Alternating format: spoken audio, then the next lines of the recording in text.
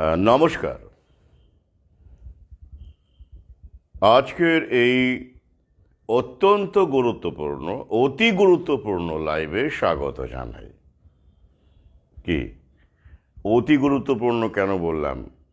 আমার সব লাইভই গুরুত্বপূর্ণ, তবে এটি একটু বেশি মাত্রায় গুরুত্বপূর্ণ। কেন? এই লাইভের মাধ্যমে আমাদের যুদ্ধের, লড়াইয়ের আরও একটা ফ্রন্ট খোলা হচ্ছে। আমি আহ্বান রাখছি সেই ফ্রন্টের। তাই এই লাইভটি অত্যন্ত গুরুত্বপূর্ণ। প্রথমেই জানান শোনা যাচ্ছে কি না। এই ফ্রন্টের কথা আমার মাথায় বহু আগেই ছিল, কিন্তু যুদ্ধ করতে গেলে যোদ্ধা চাই, সৈনিক চাই। সেটা না হলে তো যুদ্ধ করা যায় না। যায় কি? যুদ্ধ একটা টিম ওয়ার্ক। আমি তাই বারবার বলি আমরা। ওই আমার মাথায় ছিল, এটা বললাম প্রথমে, একটা ফ্রন্ট খুলতে হবে। এখন সেটা আমাদের হয়ে গেল। কেন? যোদ্ধা পেয়ে গেছি বলে। হ্যাঁ, এই ফ্রন্টে এবার আমাদের লড়াই শুরু হবে। কোন ফ্রন্ট? Home birth. কি ইংরেজিটা বললে বেশ ভাল লাগছে, তাই ওটাই আমি আগে বললাম। ইংরেজি হলে একটু ব্র্যান্ডিংটা ভালো হয়। তো আমরাও একটুখানি ব্র্যান্ডিং করে নিই আমাদের মতো করে। ওরা তো ব্র্যান্ডিং করে বিভিন্ন রকম টার্মিনোলজি ব্যবহার করে খটোমটো শব্দ এদিক ওদিক করে নিয়ে পাউরুটির ভেতরে পুর ঢুকলেও সেটা কি হয়ে যায়?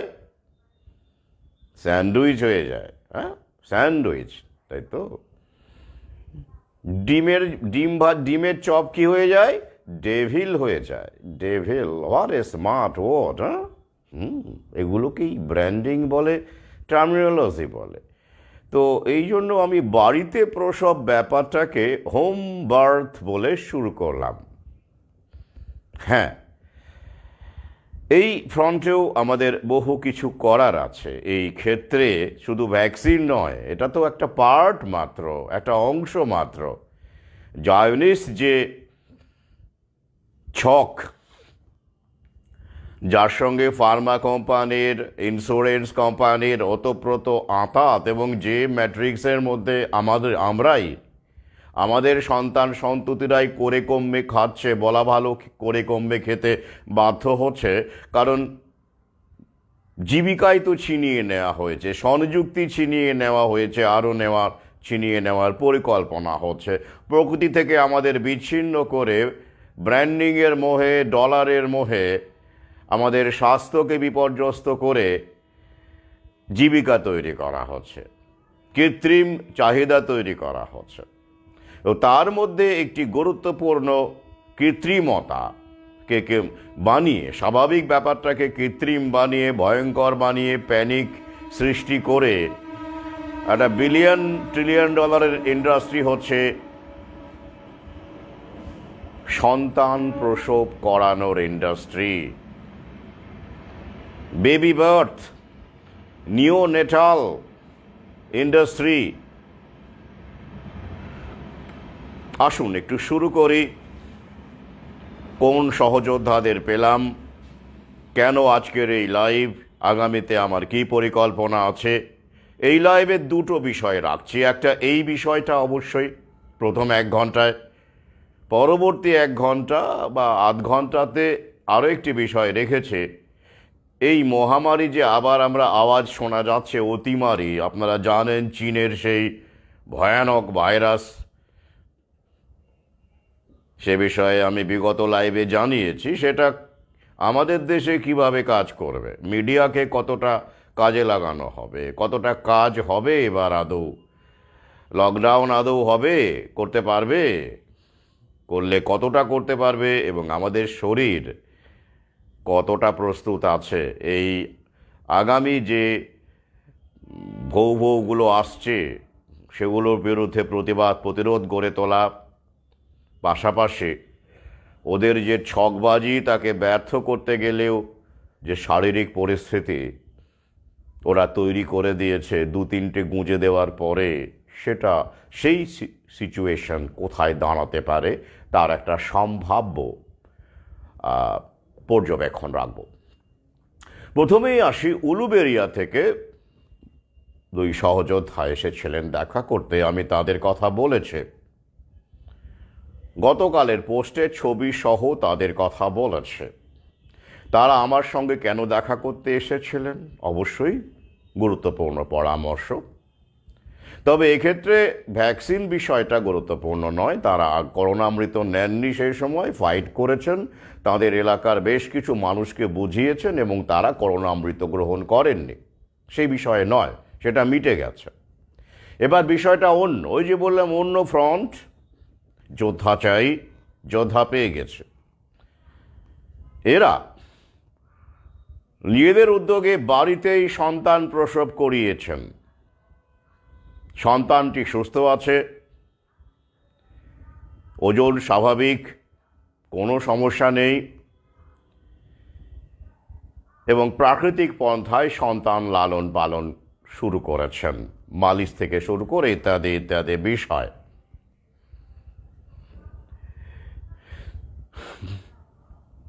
এরা আমার ইউটিউবের দর্শক, সেই সূত্রেই আমার সঙ্গে যোগাযোগ করেন। কিন্তু সমস্যাটা কোথায়? সমস্যা হচ্ছে এই যে বাড়িতে প্রসব করিয়ে তারা একটা বড় অন্যায় করে ফেলেছেন, আর কি ব্যাপক অন্যায় করে ফেলেছেন।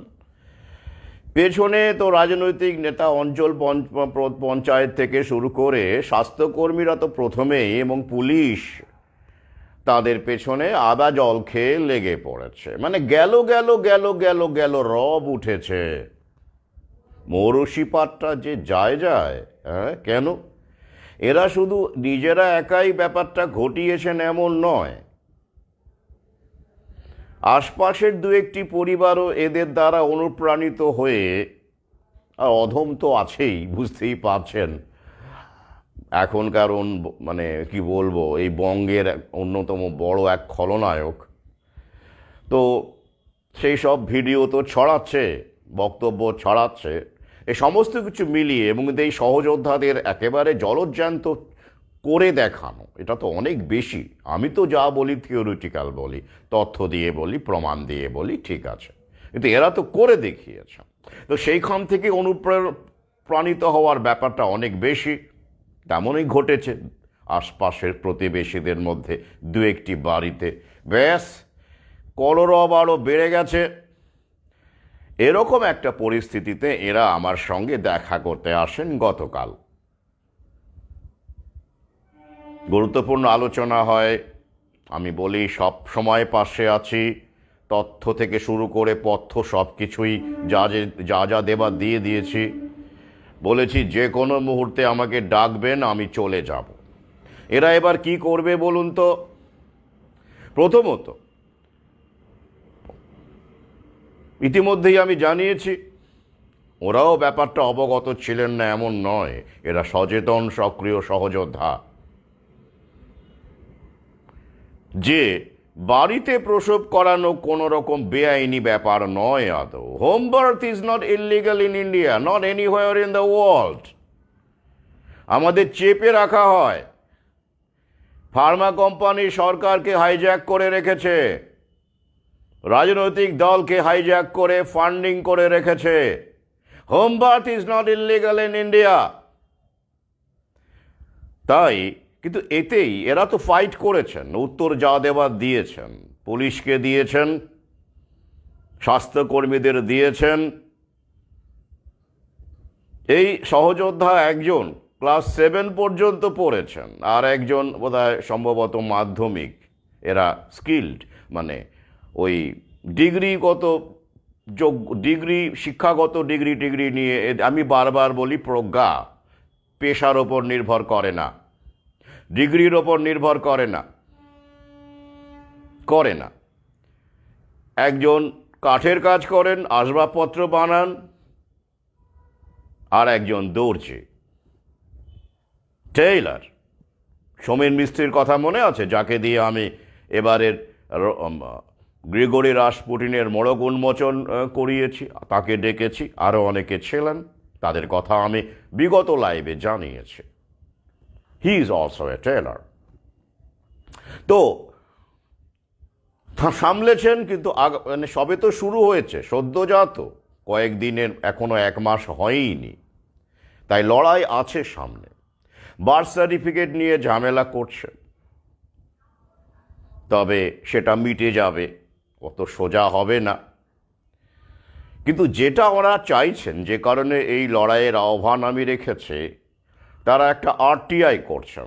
কারণ আরটিআইটা কেন জরুরি? এই কারণে তারা অঞ্চল পঞ্চায়েতে সেটাকে প্লেস করবেন, যাতে করে আরও পরিবার আগামীতে এই সিদ্ধান্ত নিলে, বাড়িতে প্রসব করানোর সিদ্ধান্ত নিলে, হোম ফ্রন্টের সিদ্ধান্ত, হোম বার্থের সিদ্ধান্ত নিলে, যাতে কোনো রকম এইসব ঝুট ঝামেলা পোয়াতে না হয়, শুরুতেই নির্মূল করে দেওয়া যায়। স্বাভাবিক, সবাই তো ওদের মতো ফাইট করতে পারবে না, একটা মানসিক অশান্তি থাকে না?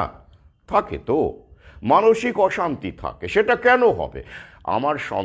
আমি তো সংবিধানের বাইরে গিয়ে কোনো কাজ করছি না, এটা তো সংবিধান সম্মত, এর বিরুদ্ধে কোনো আইন নেই।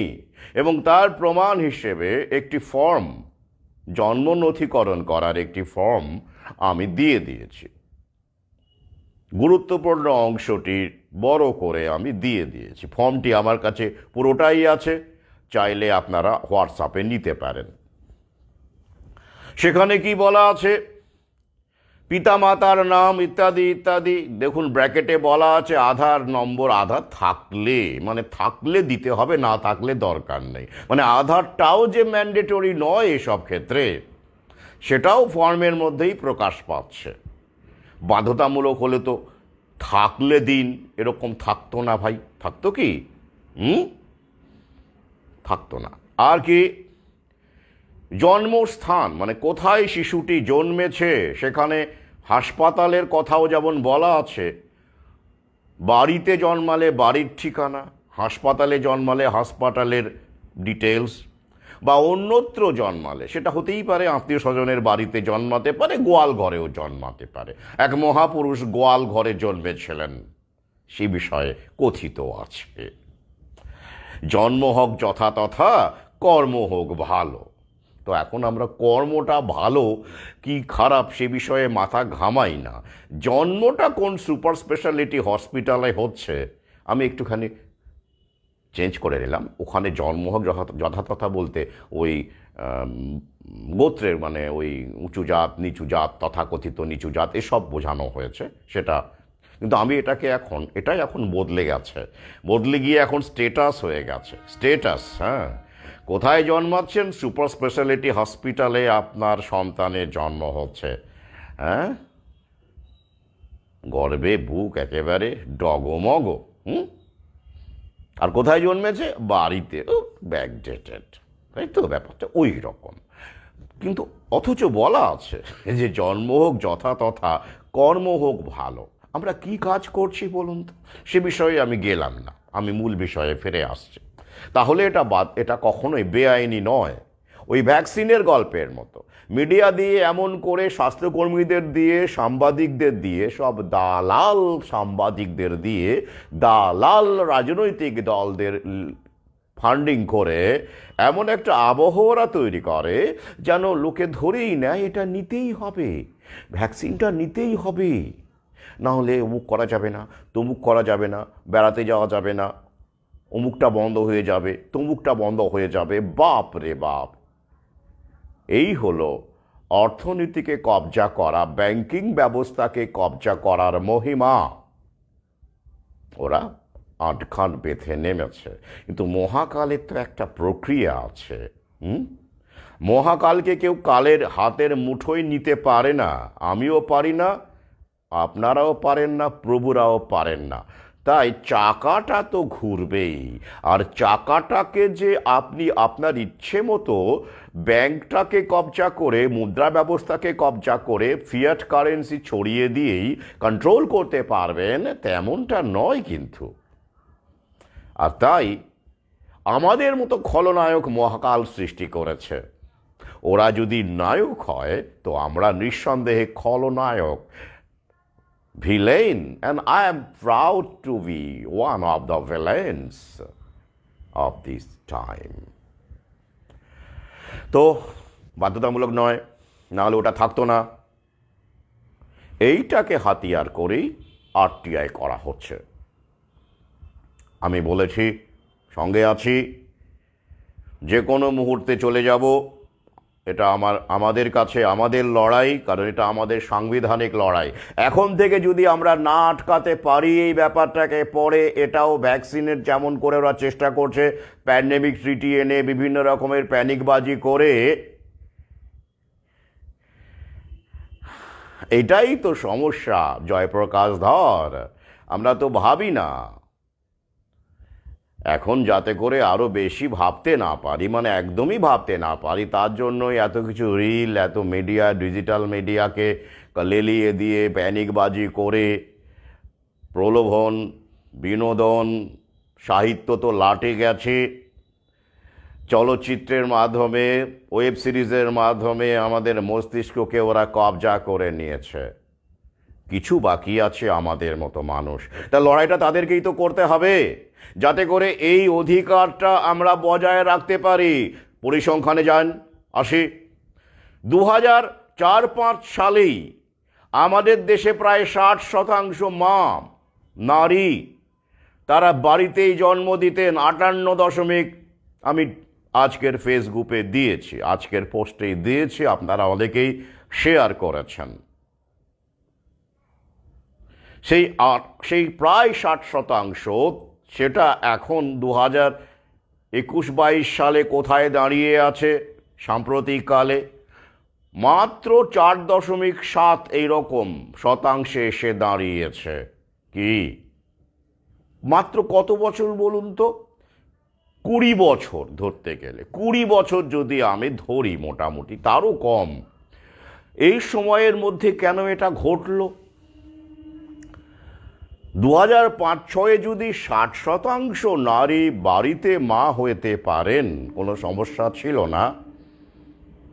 আইন তো একই আছে, নতুন আইন আসেনি, এখন ওইটা লিগাল। তবে হঠাৎ করে মাত্র 15-20 বছরের মধ্যে সেটা 5%-রও নিচে নেমে গেল কেন? ব্রেন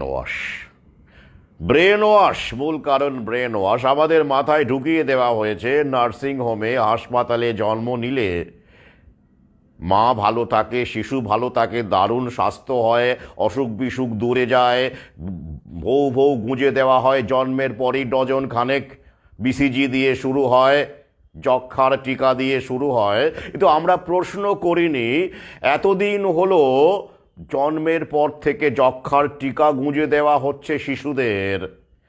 ন্যাশনাল ইমিউনাইজেশন প্রোগ্রামে 1960-70-এর দশকেই ঢুকে পড়েছিল যে যক্ষ্মার টিকা, বিসিজি নিয়ে আমার ভিন্ন ভিডিও আছে। মানে প্রথম ভিডিও তো উড়িয়ে দিয়েছিল ওরা, প্রথম চ্যানেলটা উড়িয়ে দিয়েছে।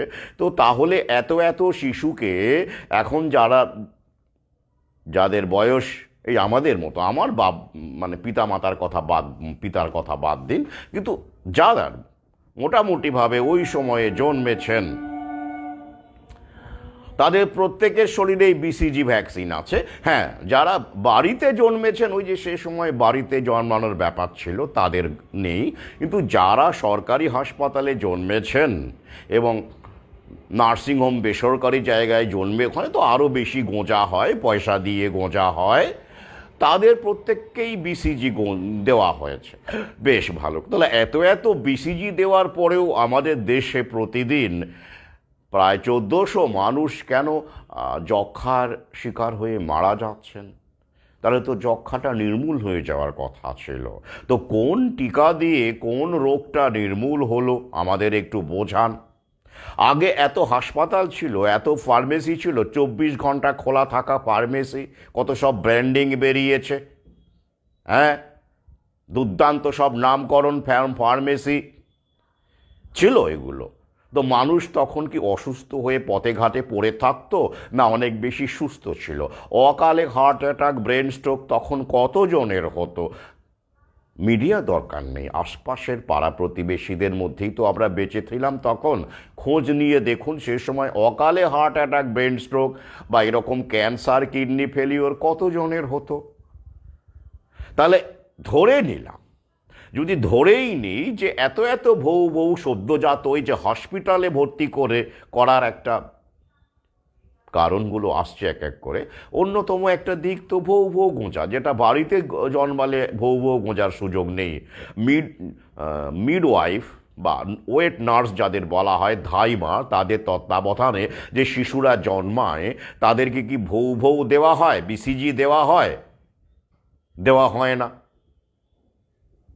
কিন্তু প্রশ্ন হচ্ছে, এত কোটি কোটি নবজাতককে এত বউ গুঁজে দেওয়া হচ্ছে, এখন তো ওই যে এখন মাত্র 5%-রও কম সাম্প্রতিককালে হোম বার্থ, বাকি তো সব হসপিটাল, নার্সিংহোম, ইনস্টিটিউশনাল বার্থ। তাহলে কেন? তাহলে সেই হিসেবে দেখতে গেলে এত ওষুধপত্র ছোটবেলা থেকে আমাদের শরীরে ঢুকিয়ে যাচ্ছে, তাহলে তো আমাদের নিরোগ হয়ে যাওয়ার কথা ছিল, নিরোগ এবং কি অমর হয়ে যাওয়ার কথা ছিল। বাস্তবে হচ্ছে, ফার্মা কোম্পানির মুনাফার দিকে তাকান, কত ওষুধ কাউন্টার সেল থেকে শুরু করে সমস্ত কিছু বেড়ে গেছে।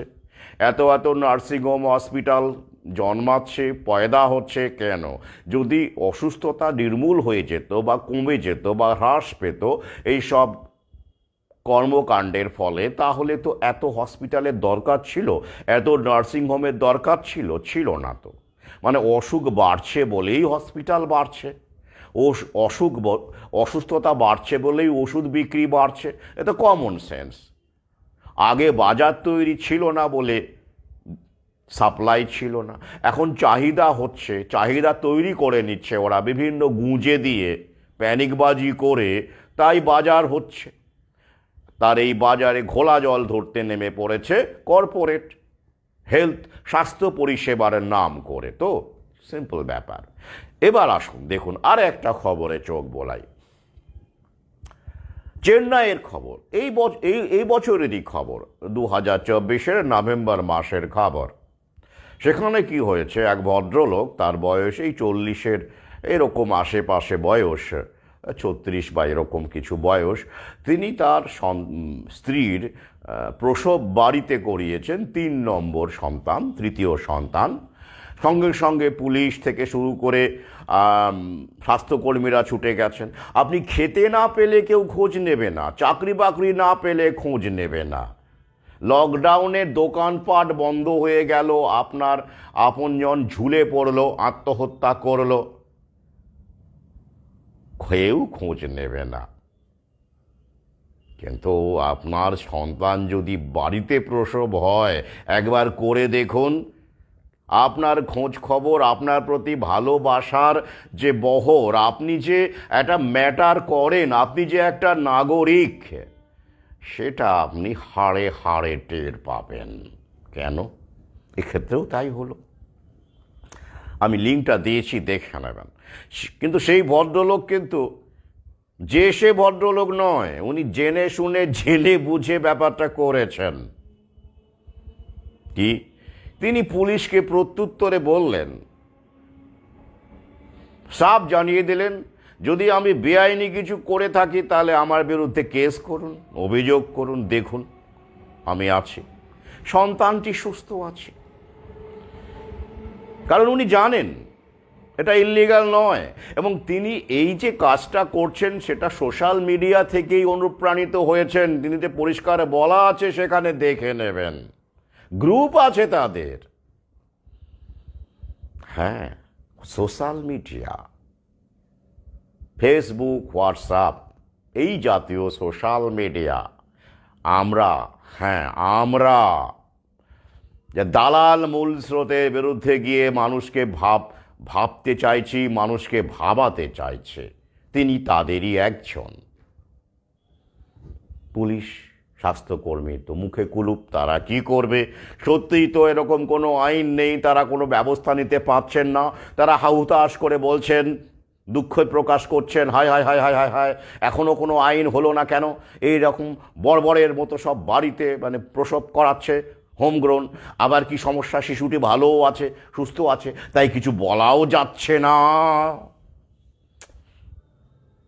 হ্যাঁ, সেখানেও বলা আছে, মানে শিশুটি অসুস্থ হলে ওরা একটা পয়েন্ট পেত আর কি। হ্যাঁ, ভাবুন কতটা পিশাচ হলে, কতটা দালাল হলে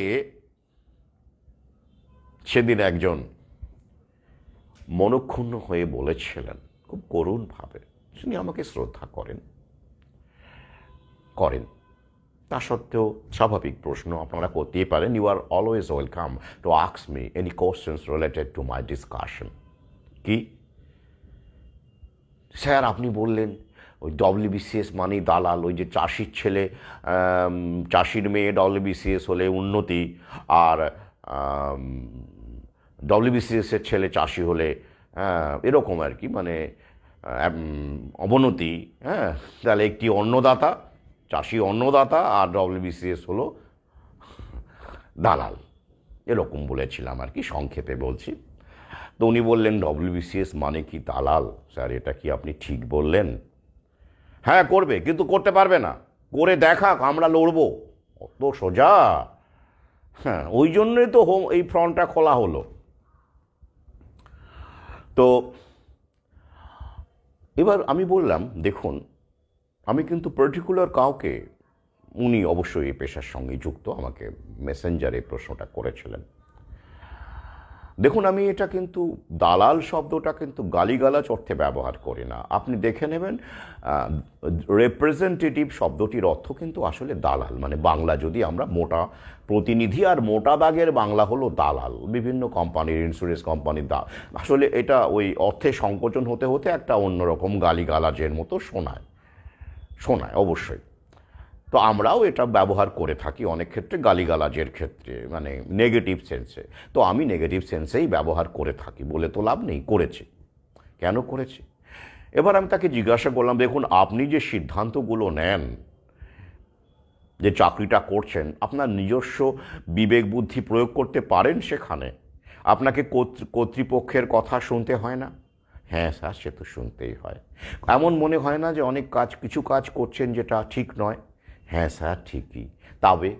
তাহলে বুঝুন আমি এই অর্থে আপনার কোনো স্বাধীনতা আছে না করার? তাহলে আপনাকে ওরা দালালি করবার জন্যই চাকরিটা দিয়েছে। এইবার এখানে দেখুন না কেন, সিম্পল, এখানে দেখুন, এটা কিন্তু বললাম না, আমরা তো ঢুকে গেছি এই ম্যাট্রিক্সের মধ্যে, সিস্টেমের মধ্যে আমরা ঢুকে গেছি, কিছু করার নেই। কিন্তু সত্যিটা বলতেই হবে, সত্যিটা বলে নিয়ে, স্বীকার করে নিয়ে, হ্যাঁ বাবা চাকরি করছি, এটা বলুন না, সমস্যা কোথায়? কিন্তু অ্যারোগ্যান্স নয়, এবং এটার তো কোনো এই মুহূর্তে উপায়ও নেই। কিন্তু হ্যাঁ, বহু পদে আছে যেখানে কাজ করেও মানুষের জন্য কিছু করা যায়, অনেকেই সে চেষ্টা করছেন। আমার অনেক সহযোদ্ধা পুলিশে আছেন, সেদিনই অনেকের সঙ্গে এরকম বিভিন্ন, কলকাতা পুলিশ থেকে শুরু করে রাজ্য পুলিশ, এমনকি ত্রিপুরাতেই পুলিশের চাকরি করেন এরকম একজন আমার সঙ্গে যোগাযোগ আছে। তো তারা তাদের মতো করে চেষ্টা করছেন তাদের কলিগদের বোঝানো, কারণ নতুন বিশ্ব ব্যবস্থার খাড়া সবার উপরেই পড়বে আগামীতে, যারা এখনো বেঁচে আছেন, ভাবছেন না আমি মুক্ত হয়ে গেলাম। তো তারা দেখুন এই যে চেন্নাইয়ের যে ঘটনাটি, তো সেইখানে যে আধিকারিকরা তাকে বিরক্ত করছে, তারা তো ওই অফিসার, ডব্লিউবিসিএস নাই হন, স্বাস্থ্য দপ্তরের অফিসার, পুলিশ অফিসার, তাই তো, তারা তো আমলা তারা। তাহলে আমলারা কি আইনটা জানেন না? তারা কি আইনটা জানেন না যে হোমগার্ড বেআইনি নয়? তাহলে কেন তাকে হ্যারাস করছেন ওই ভদ্রলোককে? এবং দুঃখ করে কেন বলছেন? তারা আমলারাই বলছেন, চিকিৎসক আমলা, পুলিশ আমলা, প্রশাসনিক আমলা, স্বাস্থ্য দপ্তরের আমলা দুঃখ করে বলছেন আইন এখনো নেই। তো এদেরকে আমি কি বলবো? দালাল বলবো না? আমি আবার বলেছি, আমি সাধারণীকরণে বিশ্বাস রাখি না। I don't believe in generalisation. কারণ সেটা অন্যায়। মানুষ ব্যক্তি স্বাতন্ত্র্য অনুসারে তার চিন্তা ভাবনা, সবাই এক দাগে দাগিয়ে দিলাম, সবাই ব্রেন ওয়াশের শিকার হয়ে গেছে, এমনটা বলা যায় না। যায় কি? আর সমস্ত ডিগ্রিধারী শিক্ষিত মানেই মূর্খ, বিক্রি হয়ে গেছেন, এমনটাও বলা যায় না। এমনটা বললে তো আমি নিজেকেই তাহলে বলে দেবো, কারণ আমারও তো বেশ কিছু ডিগ্রি আছে বাবা, একটা সাম্মানিক পিএইচডিও আছে আমার সঙ্গে। আমি ব্যবহার করি না সেটা, কিন্তু আছে, একটা পিএইচডি আছে আমার। তো তাহলে আমিও কি সেই দলে? না। তাই আমি সাধারণীকরণ করি না।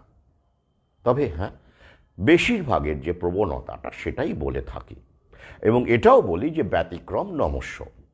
তাহলে সেখানে কিছু করা গেল না বলে আক্ষেপ প্রকাশ করা হচ্ছে, কিন্তু এই আক্ষেপের মধ্যে কিন্তু একটা বার্তা আছে। এটা 2024-এর নভেম্বর মাসের ঘটনা। তার মানে ওরা জাল গুটিয়ে আনার চেষ্টা করছে যাতে করে এই ঘটনাগুলো যে বাড়ছে, একটু একটু করে বাড়বে আগামীতে, এই করোনা প্যান্ডেমিক আবহে এটা যে মানুষের, আমাদের মতো মানুষ যে রিয়ালাইজ আরও বেশি করে করছে, ওরা কি এটা জানে না?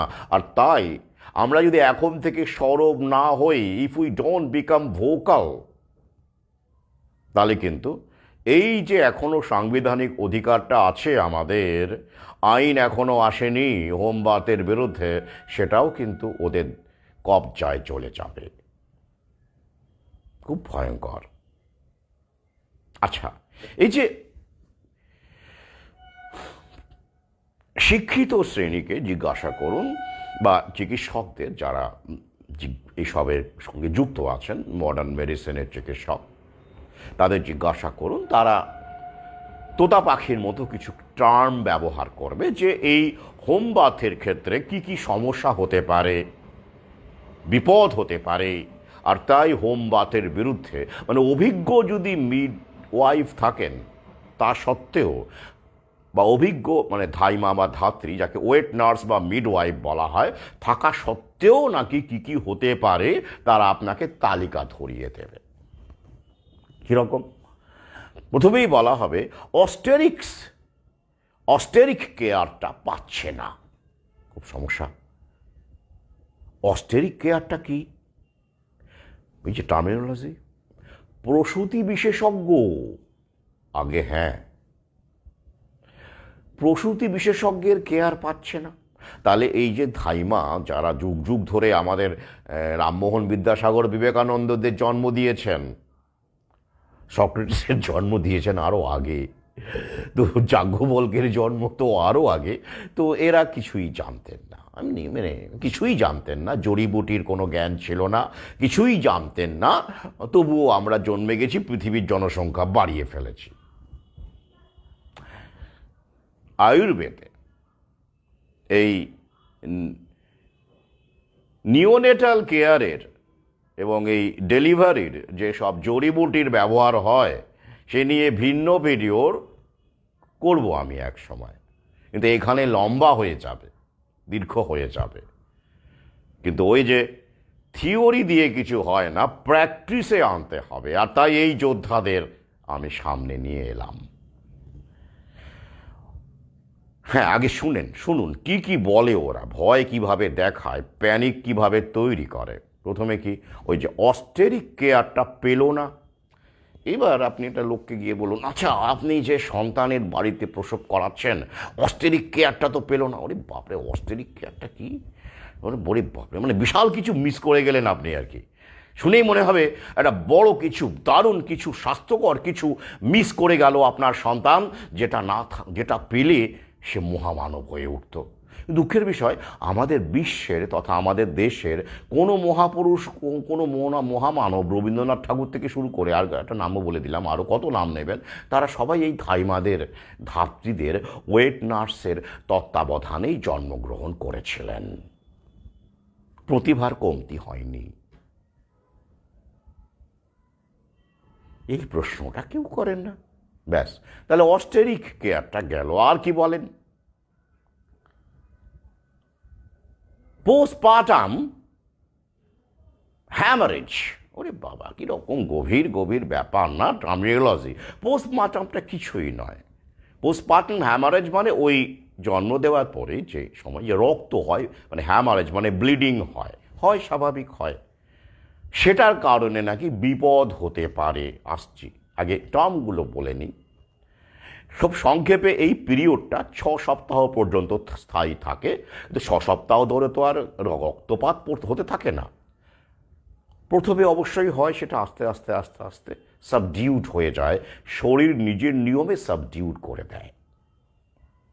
হ্যাঁ, হেমোফিলিয়া বা মানে মারাত্মক যেসব রোগগুলো আছে, রক্ত বন্ধ হতে চায় না, যেটা নিয়ে ওই যে আমাদের গ্রিগরি রাসপুটিনের আমরা দ্বিতীয় নিকোলাসের সন্তান আলেক্সির যে রোগটা ছিল, অসুখটা ছিল, এই internal and external bleeding, internal হ্যামারেজের সমস্যা, হেমোফিলিয়া যে রোগটা ছিল, ভয়ঙ্কর রোগ, যেটা রাসপুটিন ট্রিট করতেন, সুস্থ করে তুলেছিলেন, আলেস্কি স্বাভাবিক জীবনে ফিরেছিলেন।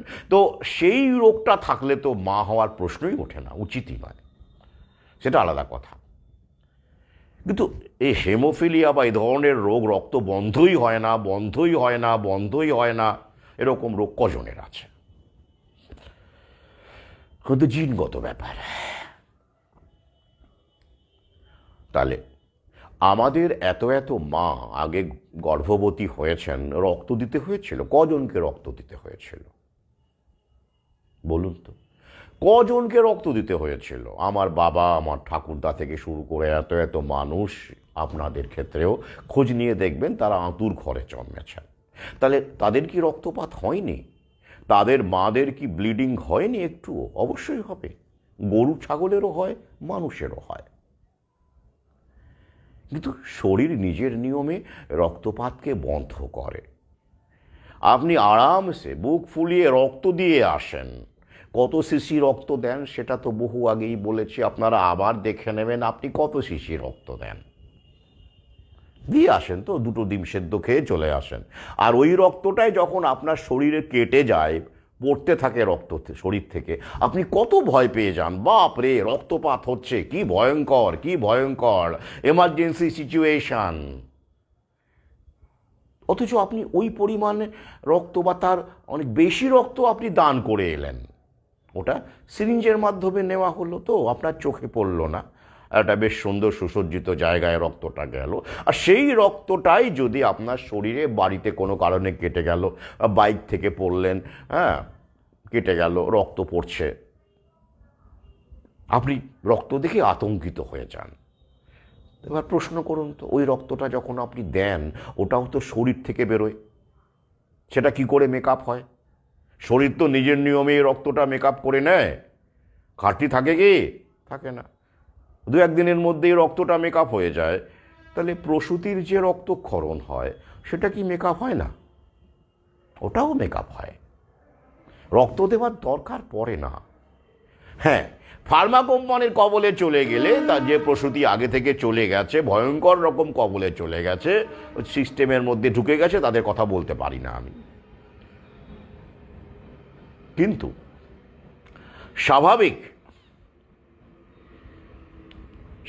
স্বাভাবিকভাবে, আরে বাবা সীমন্ত মান্ডি, হিমোফিলিয়া রোগ আছে কিনা টেস্ট করে বোঝার দরকার পড়ে না, ওটা এমনিতেই বোঝা যায়। মা যখন হয়েছে, তার তো সাবালিকা হয়েছে সে নাকি, মা হওয়ার অবস্থা যখন সে ঘটেছে। হিমোফিলিয়া থাকলে বাড়িতে এমনি কেটে কুটে গেলে, বটি দিয়ে সবজি কাটতে গেলে রক্তপাত তো হয়, তখন আর রক্ত বন্ধ হবে না, হিমোফিলিয়া যদি থাকে সেইভাবে। হেমোফিলিয়া আর ওই যে থ্রম্বোসাইটোপেনিয়া বিষয়টা ঠিক একরকম নয়। থ্রম্বোসাইটোপেনিয়ার ক্ষেত্রেও রক্ত তরল হয়ে যায়, যেটা ভৌভৌয়ের একটা এফেক্ট, কোভিশিল্ড নেওয়ার একটা এফেক্ট, এ নিয়ে আমি আলোচনা করেছি। সেখানেও রক্ত বন্ধ হতে চায় না, সেটা তো অন্য বিষয়। কিন্তু হেমোফিলিয়া বিষয়টি থ্রম্বোসাইটোপেনিয়া এক নয় আর কি, এই নিয়ে ভিন্ন আলোচনা করব, এখানে পড়া যাবে না। হেমোফিলিয়া ওই যে করোনা যেমন টেস্ট করে জানতে হতো করোনা হয়েছে কি না, তারপরে বেরোতো পজিটিভ, তাই তো, এরকম বহু আননেসেসারি টেস্ট ওরা করে থাকে। এবং এই যে ফ্রি হেলথ ক্যাম্প দেখবেন হচ্ছে এখন, বিভিন্ন স্কুলেও হচ্ছে ফ্রি হেলথ চেক আপ। এই ফ্রি হেলথ চেক আপের খপ্পরে পড়ে যে কত মানুষের সুগারের ওষুধ ধরিয়ে দিয়েছে ওরা, কত মানুষের প্রেশারের ওষুধ ধরিয়ে দিয়েছে, তার ইয়ত্তা আছে। আর একবার আপনি যদি এই প্রেশার সুগারের ওষুধ খেতে অভ্যস্ত হয়ে পড়েন, শরীরে যদি আপনার ঢুকিয়ে দেন দিনের পর দিন, তারপরে কিন্তু প্রাকৃতিক চিকিৎসায় সাড়া পেতে অনেক সময় লেগে যায়। আগে হ্যাঁ, এটা একটা ট্র্যাপ। আগেকার ডাক্তাররা দেখবেন, খেয়াল করে, আমি একটুখানি বাড়াচ্ছি এই বিষয়টা, ওরা কিন্তু ওই রোবোটিক্স আর এই এআইকে কাজে লাগাবে বলেই ডাক্তারের যে আগেকার যে এই ধরুন উইলিয়াম ওসলারের কথা ছেড়েই দিলাম, যিনি বারবার বলেছেন যে মানুষকে ওষুধ খেতে বারণ করেছেন, হ্যাঁ এটা নিয়ে বারবার বলেছি, আমি উল্লেখ করেছি। ডাক্তারদের প্রধান কর্তব্য মানুষকে ওষুধ না খেতে বলা। ভাবতে পারেন তাহলে ফার্মা কোম্পানির ব্যবসা কোথায় চলে যাবে?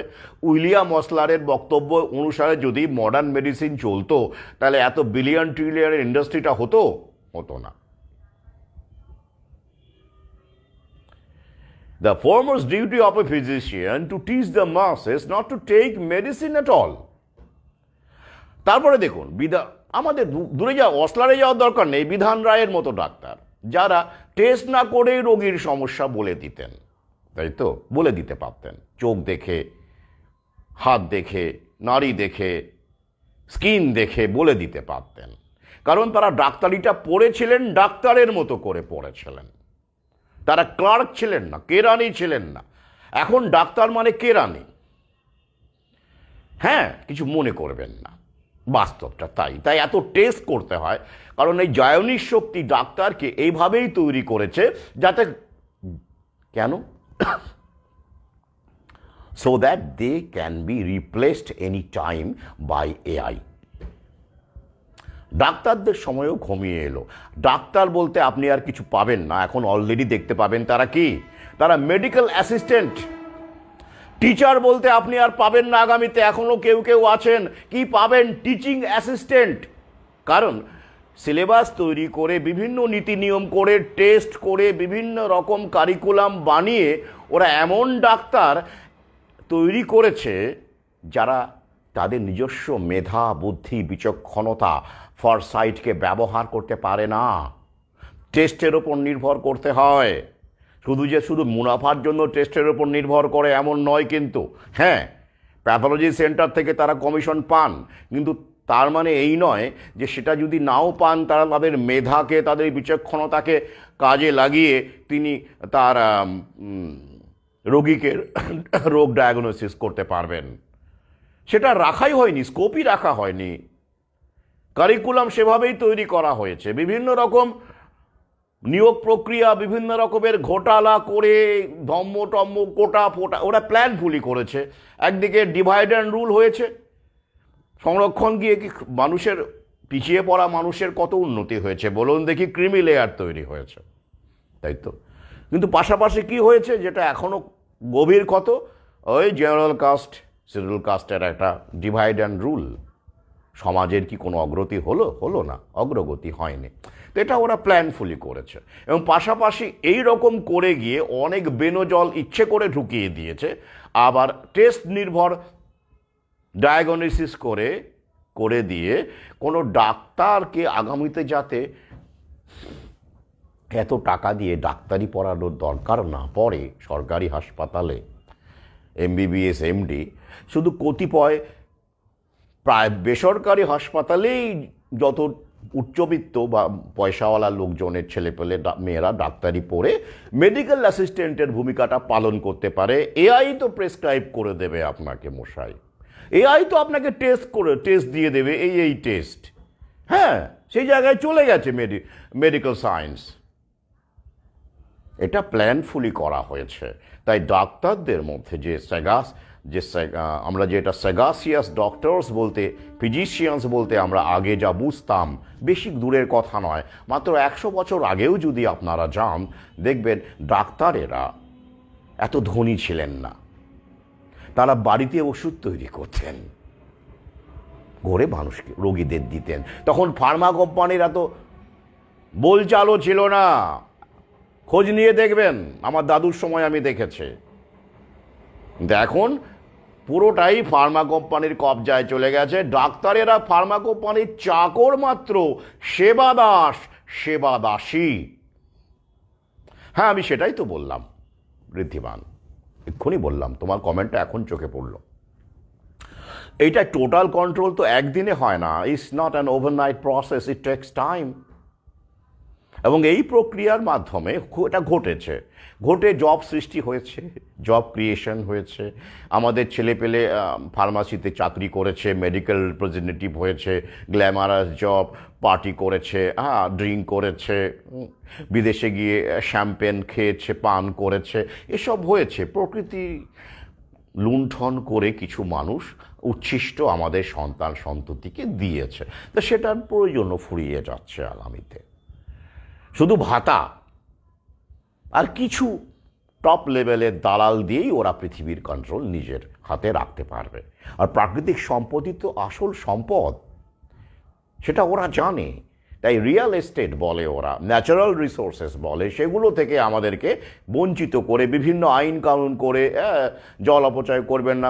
আমি আগের ভিডিওতেই বলেছি যে আপনি বাড়িতে ট্যাঙ্কে জল তুলে ব্যবহার করেন তো সেটাও আইন আসবে, অত সোজা নয়, আপনি জল তুলতে পারবেন না। যেমন করে নিজের সন্তান নিজের বাড়িতে জন্ম দিতে গিয়ে এত আপনাকে ঝামেলা পোয়াতে হচ্ছে, আরটিআই করতে হচ্ছে, পুলিশকে ফেস করতে হচ্ছে, ঠিক তেমন করেই আপনার মাটির জল আপনার কেনা জমিতে ফসল ফলাতে গেলেও আপনাকে অনেক হ্যাপা পোয়াতে হবে, বা সেখানকার রিসোর্স ব্যবহার করতে গেলেও আপনাকে হ্যাপা পোয়াতে হবে, আইনের রক্তচক্ষুর সামনে পড়তে হবে।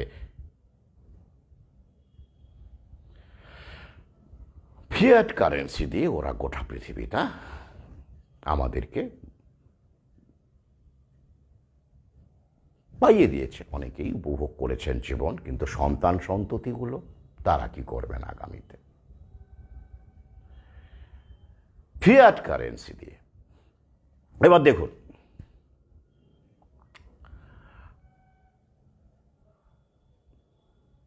যদি এই ফিয়াট কারেন্সি প্রত্যেককে 1 কোটি টাকা করে দেওয়া হয় ছাপিয়ে, তাহলে কি হবে?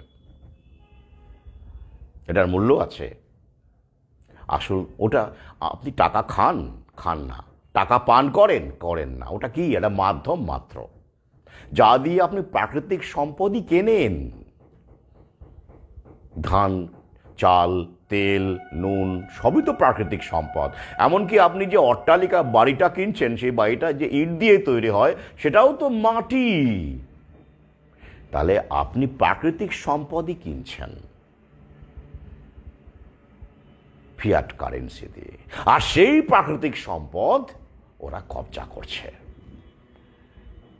খুব সংক্ষেপে বললাম,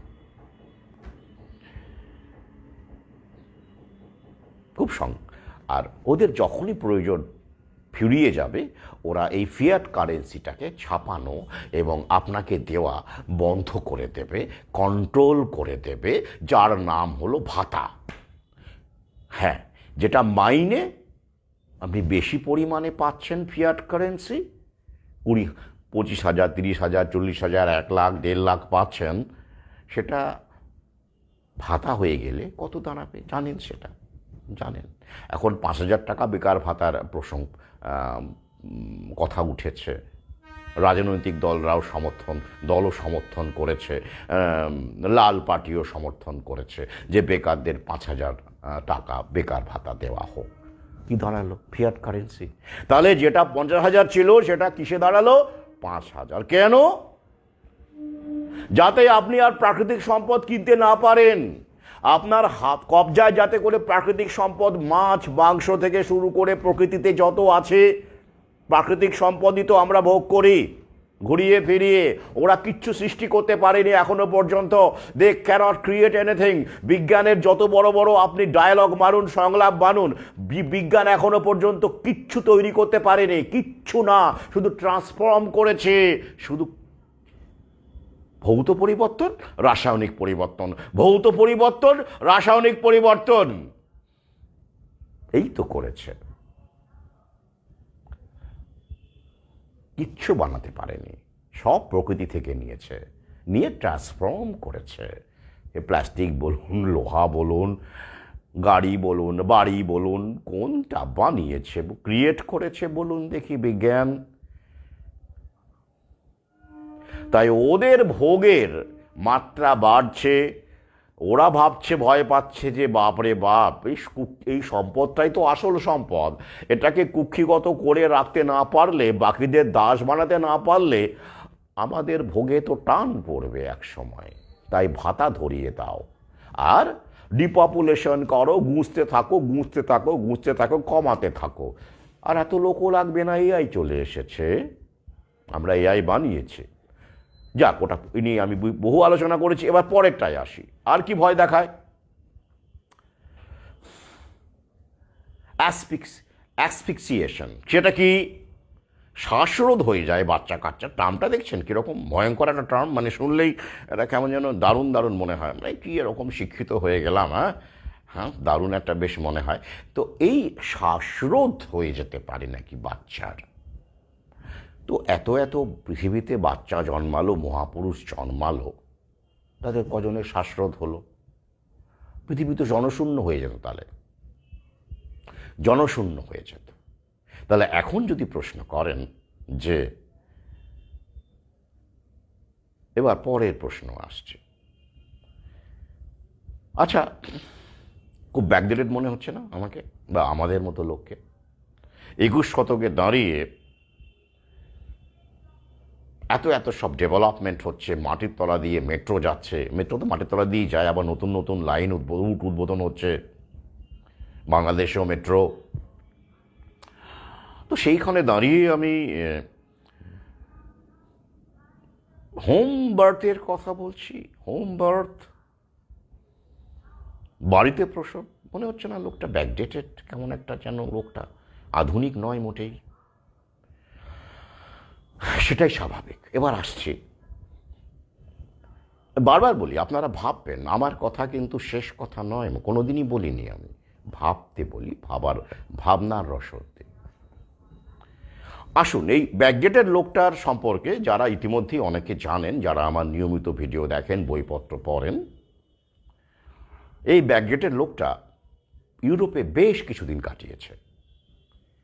ফ্রান্সের পাবে,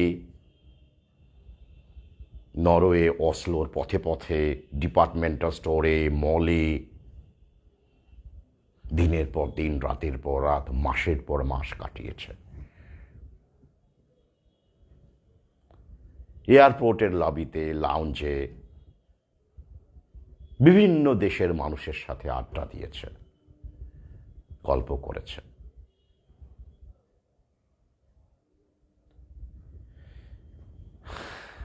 পান করেছে বিভিন্ন ব্র্যান্ডের whisky, wine, Italian, French, Australian, পান করেছে। আলোচনা হয়েছে, মত বিনিময় হয়েছে, তাদের লাইফস্টাইল কাছ থেকে, তাদের বাড়িতে, তাদের ফ্ল্যাটে, তাদের পাবে, তাদের জীবনযাপন কাছ থেকে দেখেছে এই মানুষটা।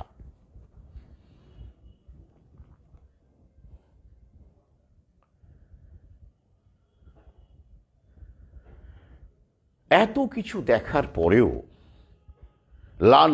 রেড মার্টিনি, হোয়াইট মার্টিনি পান করে এই লোকটা এসব কথা কেন বলছে? কারণ আমি দুটো জীবনই দেখেছি বলে এত কনফিডেন্টলি বলতে পারছি। কারণ আমি আমার জীবন দিয়ে উপলব্ধি করেছি যে পিছিয়ে থাকা মানে তথাকথিত পিছিয়ে থাকা মানুষের কাছ থেকেও, সভ্যতার কাছ থেকেও অনেক কিছু শেখার আছে। কারণ পিছিয়ে থাকা মানুষগুলো, গোষ্ঠীগুলো প্রকৃতির অনেক কাছাকাছি আছে। আর এগিয়ে থাকা মানেই সব কিছু আলো নয়, বরং অন্ধকারের ভাগটাই বেশি। একেবারে আলো নেই আমি তা বলছি না, কিন্তু আমি গ্রহণযোগ্যতার কথা বলছি। আলো অন্ধকার সবই আপেক্ষিক, অনেকটাই দৃষ্টিভঙ্গির ওপর নির্ভর করে। আপনি কিভাবে বাঁচবেন, কেমন জীবন সঙ্গী নির্বাচন করবেন, এটা আপনার দৃষ্টিভঙ্গি অনেকটাই, যেটাও তৈরি করা। কিন্তু আপনার স্বাস্থ্য, এটা তো স্বাস্থ্যের বিষয় নিয়ে কথা হচ্ছে, সুস্থ থাকার নিয়ে কথা হচ্ছে। সেখানে আধুনিকতা কোথায় বলুন তো? সুস্থতার আধুনিক সংজ্ঞা বলতে আপনি কি বোঝেন? সুস্থতা মানে সুস্থতা। আপনি আধুনিকতাকে জামা কাপড়ে আনুন, ঠিক আছে, শরীর মানিয়ে নেবে। আপনি আধুনিকতাকে কুকিং টেকনিকে আনুন, তবুও শরীর মানিয়ে নেবে। আপনি কয়লার বদলে গ্যাসে রান্না করছেন এখন, দুটোই ফসিল ফুয়েল, সমস্যা নেই, শরীর মানিয়ে নিয়েছে।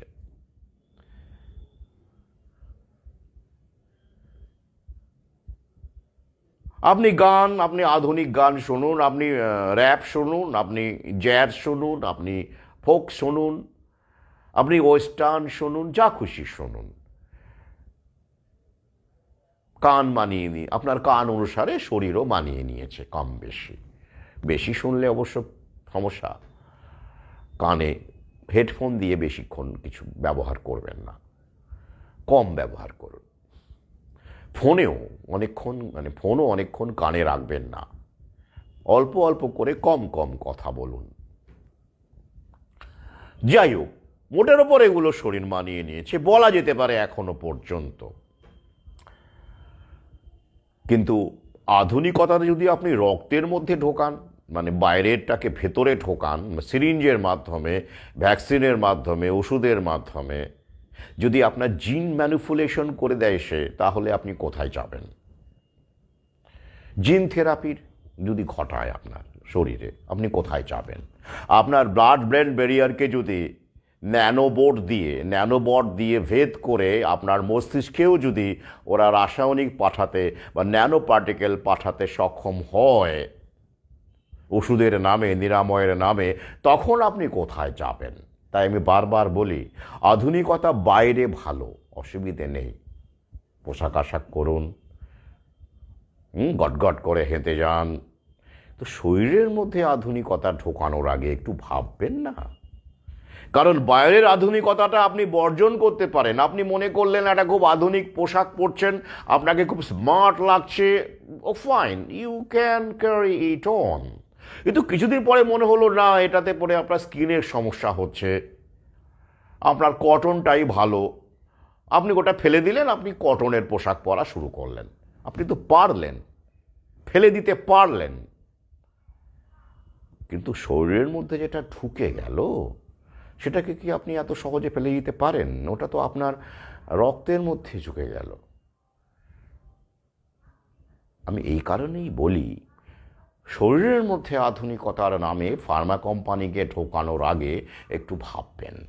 কারণ পরে সরকার বলে দেবে দায়ী নই, বাধ্যতামূলক ছিল না করোনার ভ্যাকসিন, খবর আছে, আপনারা জানেন, বহুবার শেয়ার করেছে।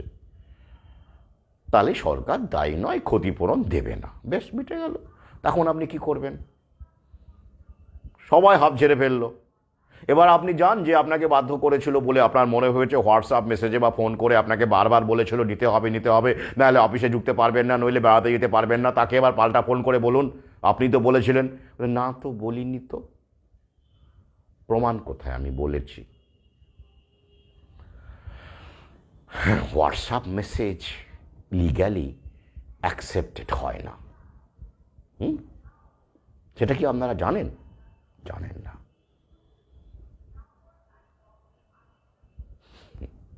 যাই হোক, তো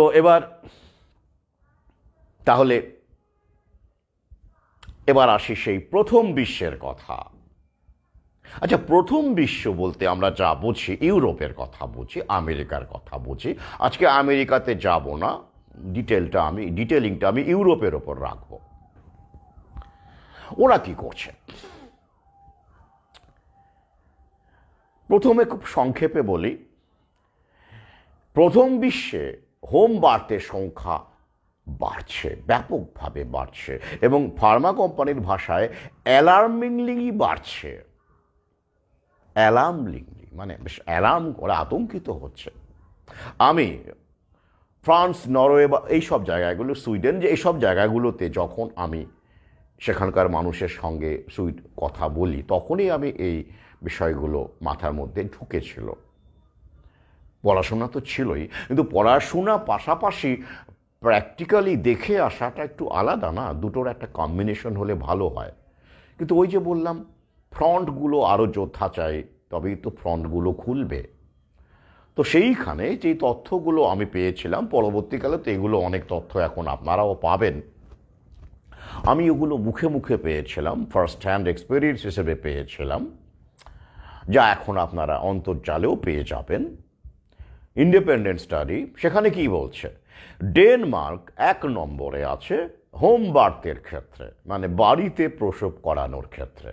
কেন ইমেজিন, দ্য ডেনমার্ক কি পিছিয়ে পড়া, সরি নেদারল্যান্ডস 1 নম্বরে আছে। দ্য নেদারল্যান্ডস কি পিছিয়ে পড়া দেশ? নিশ্চয়ই নয়। দেখবেন হিউম্যান ডেভেলপমেন্ট ইন্ডেক্সে নেদারল্যান্ডস সবসময় 1 থেকে 5-এর মধ্যে থাকে। নেদারল্যান্ডস, সেই নেদারল্যান্ডসের হোম বার্থের পরিসংখ্যানটা কি বলছে, এটা বাড়ছে। আমি একটু পুরনো পরিসংখ্যানই দিচ্ছি, 2015-16। সেই সময় তো আমি 17-18 ওই সময়টা আমি ইউরোপে ছিলাম। তো ডেনমার্কে তখনই 30% জন্ম, বার্থ বাড়িতে হতো, যেটা সাম্প্রতিককালে আরও বেড়েছে। আমি লিঙ্ক দিয়ে দেবো, দেখে নেবেন। তাহলে নেদারল্যান্ডসের মতো একটা দেশে 30% মা বাড়িতে প্রসব করছে ওয়েট নার্স বা মিডওয়াইফের সাহায্যে। ভাবতে পারেন। আর আমাদের দেশে এখন কত, সেটা মাত্র 5%-রও নিচ্ছে। তো কি আমরা বেশি শিক্ষিত, বেশি আধুনিক, আর ওরা কম শিক্ষিত, কম আধুনিক? নেদারল্যান্ডসের মানুষ, শুধু নেদারল্যান্ডস নন, ডেনমার্ক থেকে শুরু করে, ব্রিটেন থেকে শুরু করে, ইউরোপের সব দেশেই হোম বার্থের সংখ্যা ভারতের চাইতে অনেক অনেক অনেক অনেক বেশি। ওরা অশিক্ষিত? আমরা তো কথায় কথায় ইউরোপ আমেরিকার গল্প বলি, তথ্যটা আপনাদের সামনে কেউ আনে? কোনো স্বাস্থ্যকর্মী বলে? জানে না তো। দালাল আমলারা বলে? জানে না তো। জানলেও বলবে না।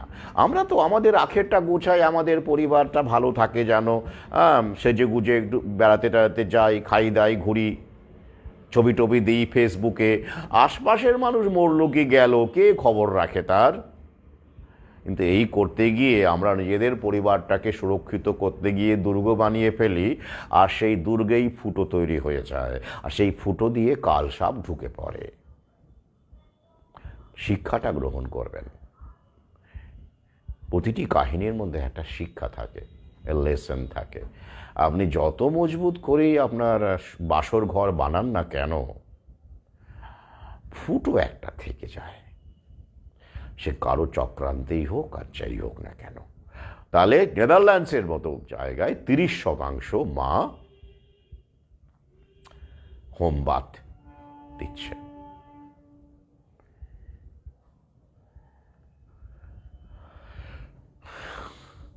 এবং ইউরোপের সমস্ত দেশে এটা উল্লেখযোগ্যভাবে বাড়ছে, এবং কোনো আইন সেখানেও নেই, আমাদের এখানেও নেই। তাহলে আমাদের এখানে কেন টার্গেট? এই যে আমরা অল্প বিদ্যা ভয়ঙ্করী, আমাদের ওই ভদ্রলোক হওয়ার ইচ্ছেটা সাম্প্রতিককালে একটু জেগেছে, বাড়ছে। ওরা ভদ্রলোক হয়ে শিখে গেছে বলে, এই প্রবণতাটা মানে হাড়ে হাড়ে বুঝে গেছে বলে, ওরা অনেক আগে থেকেই অ্যালার্ট হয়ে ওম বাড়তে ফিরছে। সংখ্যাটা বাড়ছে বাড়ছে বাড়ছে, কারণ ওরা টপ লেভেলে উঠে গিয়ে ওর নামছে, বুঝে গেছে। ভাই আমরা দেখে নিয়েছি, অনেক হয়েছে বাবা, বুঝে গেছি আমরা, উন্নতিটা বুঝে গেছি, প্রগতিটা বুঝে গেছি, মডার্ন মেডিসিনটা বুঝে গেছি। এবার আমাদের খামতিটাও আমরা একটু নামি, পিছিয়ে যাই, সে করে ফিরি। গ্রিগরি রাসপুটিনে আমি দুটো লাইন, আপনাদেরও প্রিয় লাইন, আমারও প্রিয় দুটো লাইন, সাম্প্রতিককালে লেখা লাইন সেখানে রেখেছি, যেখানে কেউ যারা আমার ভালোবেসে যারা আমার সই চাইছেন, আমি সেখানেই করি, ওই জন্যই ওই পেজটা রাখা হয়েছে। কি? অগ্রগতির ওভারডোজ, বাঁচতে চাইলে শেকড় খোঁজ। এই শেকড় খোঁজার প্রক্রিয়া ওরাই তো আগে করবে, স্বাভাবিক, কারণ ওরা সবার আগে ইউরোপ প্রগতির নামে ঝকঝকে মল, মার্কেট ইত্যাদি ইত্যাদির নামে প্রকৃতি থেকে সবার আগে ওরা বিচ্ছিন্ন হয়েছে। ওটা জায়নিস্ট শক্তির ওই এলাকাগুলো আগে খপ্পরে পড়েছে, শুষে নিয়েছে, নিংড়ে নিয়েছে। আর ভারত এখন ইমার্জিং মার্কেট, ফার্মা কোম্পানির মার্কেট, ভ্যাকসিন কোম্পানির মার্কেট, সেরাম ইনস্টিটিউট থেকে শুরু করে দেখবেন গাদা গাদা কোম্পানি ভারতে ভ্যাকসিন বানাচ্ছে, ভারতে ট্রায়াল করছে, লাখ লাখ ট্রায়াল। ইউরোপের মানুষ আর ট্রায়াল করতে দেয় না, ওখানে রাজি নয় তারা। ট্রায়ালগুলো থার্ড ওয়ার্ল্ড কান্ট্রিতে হয়, দারিদ্র বেকারত্বের সুযোগ নিয়ে ব্রেন ওয়াশ করে কত মানুষের শরীরে এসব ট্রায়াল চালানো হচ্ছে, এবং তাদের কি পরিণতি হচ্ছে আমরা জানি না, আমাদের জানানো হয় না।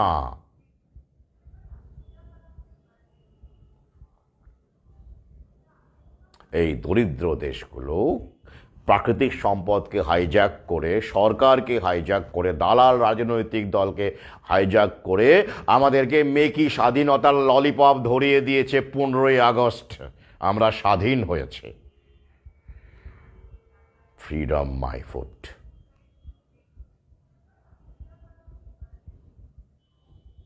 আমরা দেখতেও চাই না, প্রশ্নও করি না কিভাবে আমাদের মাটি, আমাদের সম্পদ আমাদের কাছ থেকেই ওরা কেড়ে নিয়েছে, আর আমাদের স্টেটাস উপহার দিচ্ছে, ব্র্যান্ড উপহার দিচ্ছে। যে বোধ ওদের হয়েছে, ওরা ফিরছে।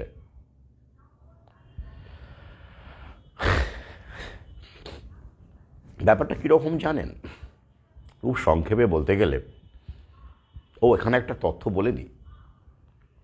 এই যে অনেক চিকিৎসক বলবেন, মডার্ন মেডিসিনের চিকিৎসক বলবেন, শিক্ষিত মানুষ বলবেন যে এই হোম বার্থের ক্ষেত্রে গেলে মর্টালিটি রেট, মানে শিশু মৃত্যু বা মায়ের মৃত্যু বেড়ে যায়, বা তাদের শরীর বিপন্ন, ওই যে রোগগুলো বললাম, ইনফেকশন হতে পারে, ইনজুরি হতে পারে, তাই তো। এই যে ব্যবহার করলাম অস্টেরিক্স কেয়ারের অভাবে কি কি হতে পারে। কিন্তু রিসার্চ কি বলছে? ওদেরই রিসার্চ দিয়ে দেবো, স্ক্রিনশট লিঙ্কও দিয়ে দেবো। কি ইংরেজিটা একটু বলি।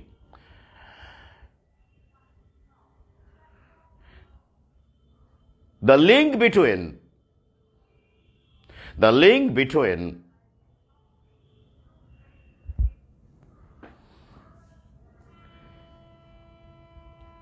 infant mortality, the link between home birth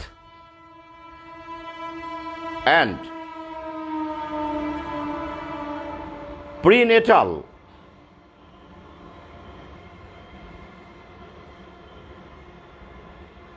deaths has not been established.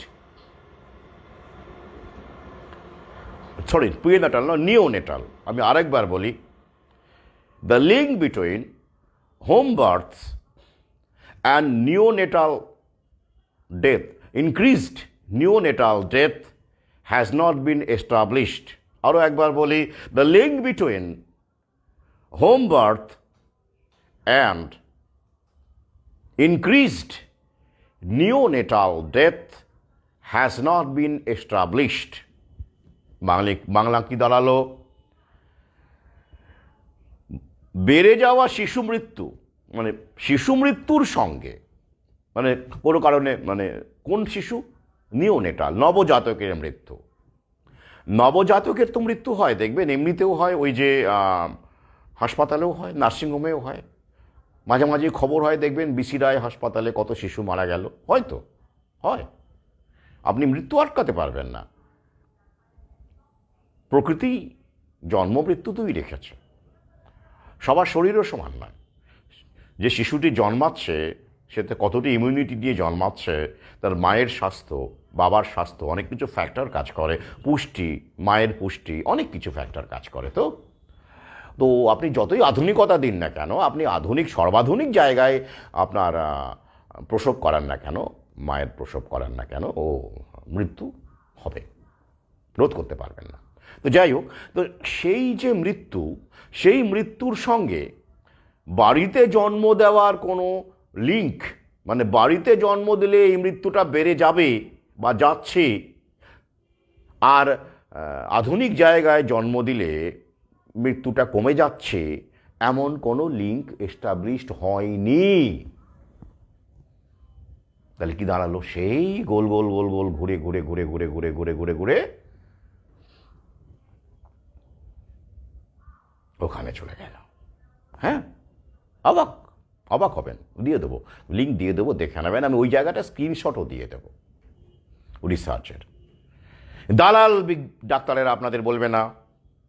ওই যে বললাম, এখনও কিছু চিকিৎসক গবেষক আছেন যারা বিশ্বজুড়ে কাজ করছেন, বড় বড় প্রতিষ্ঠানে এখনও টিকে আছেন। আগামীতে তারা চলে গেলে আর সেগুলো তো এআই দখল করে নেবে, আর রাখবেও না, এদেরকে এক এক করে ছেটে ফেলা হচ্ছে। তাহলে এই শিশু মৃত্যুর সঙ্গে বাড়া বা কমা, তার সাথে মানে নবজাতকের মৃত্যুর বাড়া বা কমার সাথে হোম বার্থের বা অন্য জায়গায় জন্ম, আধুনিক জায়গায় জন্ম দেওয়া কোনো যোগাযোগ কিন্তু লিঙ্ক আবিষ্কৃত হয়নি। কি অদ্ভুত না? প্রকৃতি আমাদেরকে কিভাবে তৈরি করে পৃথিবীতে পাঠায় না, বলুন দেখি। প্রকৃতি যদি মনে করতো যে হ্যাঁ সুপার স্পেশালিটি হসপিটালের দরকার আছে, স্বাস্থ্যের ক্ষেত্রে মানে শরীর ভালো রাখার জন্য এসবের দরকার আছে, তাহলে প্রকৃতি কোনো না জায়গায় এরকম একটা বানিয়ে রেখে দিত আগাম, বুঝলেন তো? এটা বানিয়ে রেখে দিত। আর এই সব পর্যবেক্ষণ রেখেই উইলিয়াম অসলার বলেছিলেন, কানাডিয়ান চিকিৎসক উইলিয়াম অসলার বলেছিলেন, The foremost duty of a physician to teach the masses not to take medicine at all. উনি কি অশিক্ষিত ছিলেন? এখনকার চিকিৎসকদের সঙ্গে একটু কম্পেয়ার করুন তো এই লোকটির। খুব বেশি দিনের কথা নয়, গ্রিগরি রাসপুটিনের সময় তিনি জীবিত ছিলেন, তার প্রসঙ্গও এসেছে। গ্রিগরিও চিকিৎসকই ছিলেন, প্রাকৃতিক চিকিৎসক, অন্য ঘরানার চিকিৎসক। তার সঙ্গে মডার্ন মেডিসিনের চিকিৎসকরাও আলেস্কির চিকিৎসা করেছেন সেই সময়। আমি বলেছি, পড়বেন আরও বিস্তারে সেখানে কিভাবে কি চিকিৎসা তারা করতেন। ইউজিন বটকিন, সার্গেই ফিডরভ, এরা চিকিৎসক ছিলেন, আরও দু চারজন ছিলেন, তারা পারেননি, বারবার ব্যর্থ হয়েছেন। স্পালার ঘটনা তো একেবারে সে সময় গোটা বিশ্বকে নাড়িয়ে দিয়েছিল, স্পালার ঘটনা। তো যাই হোক, তাহলে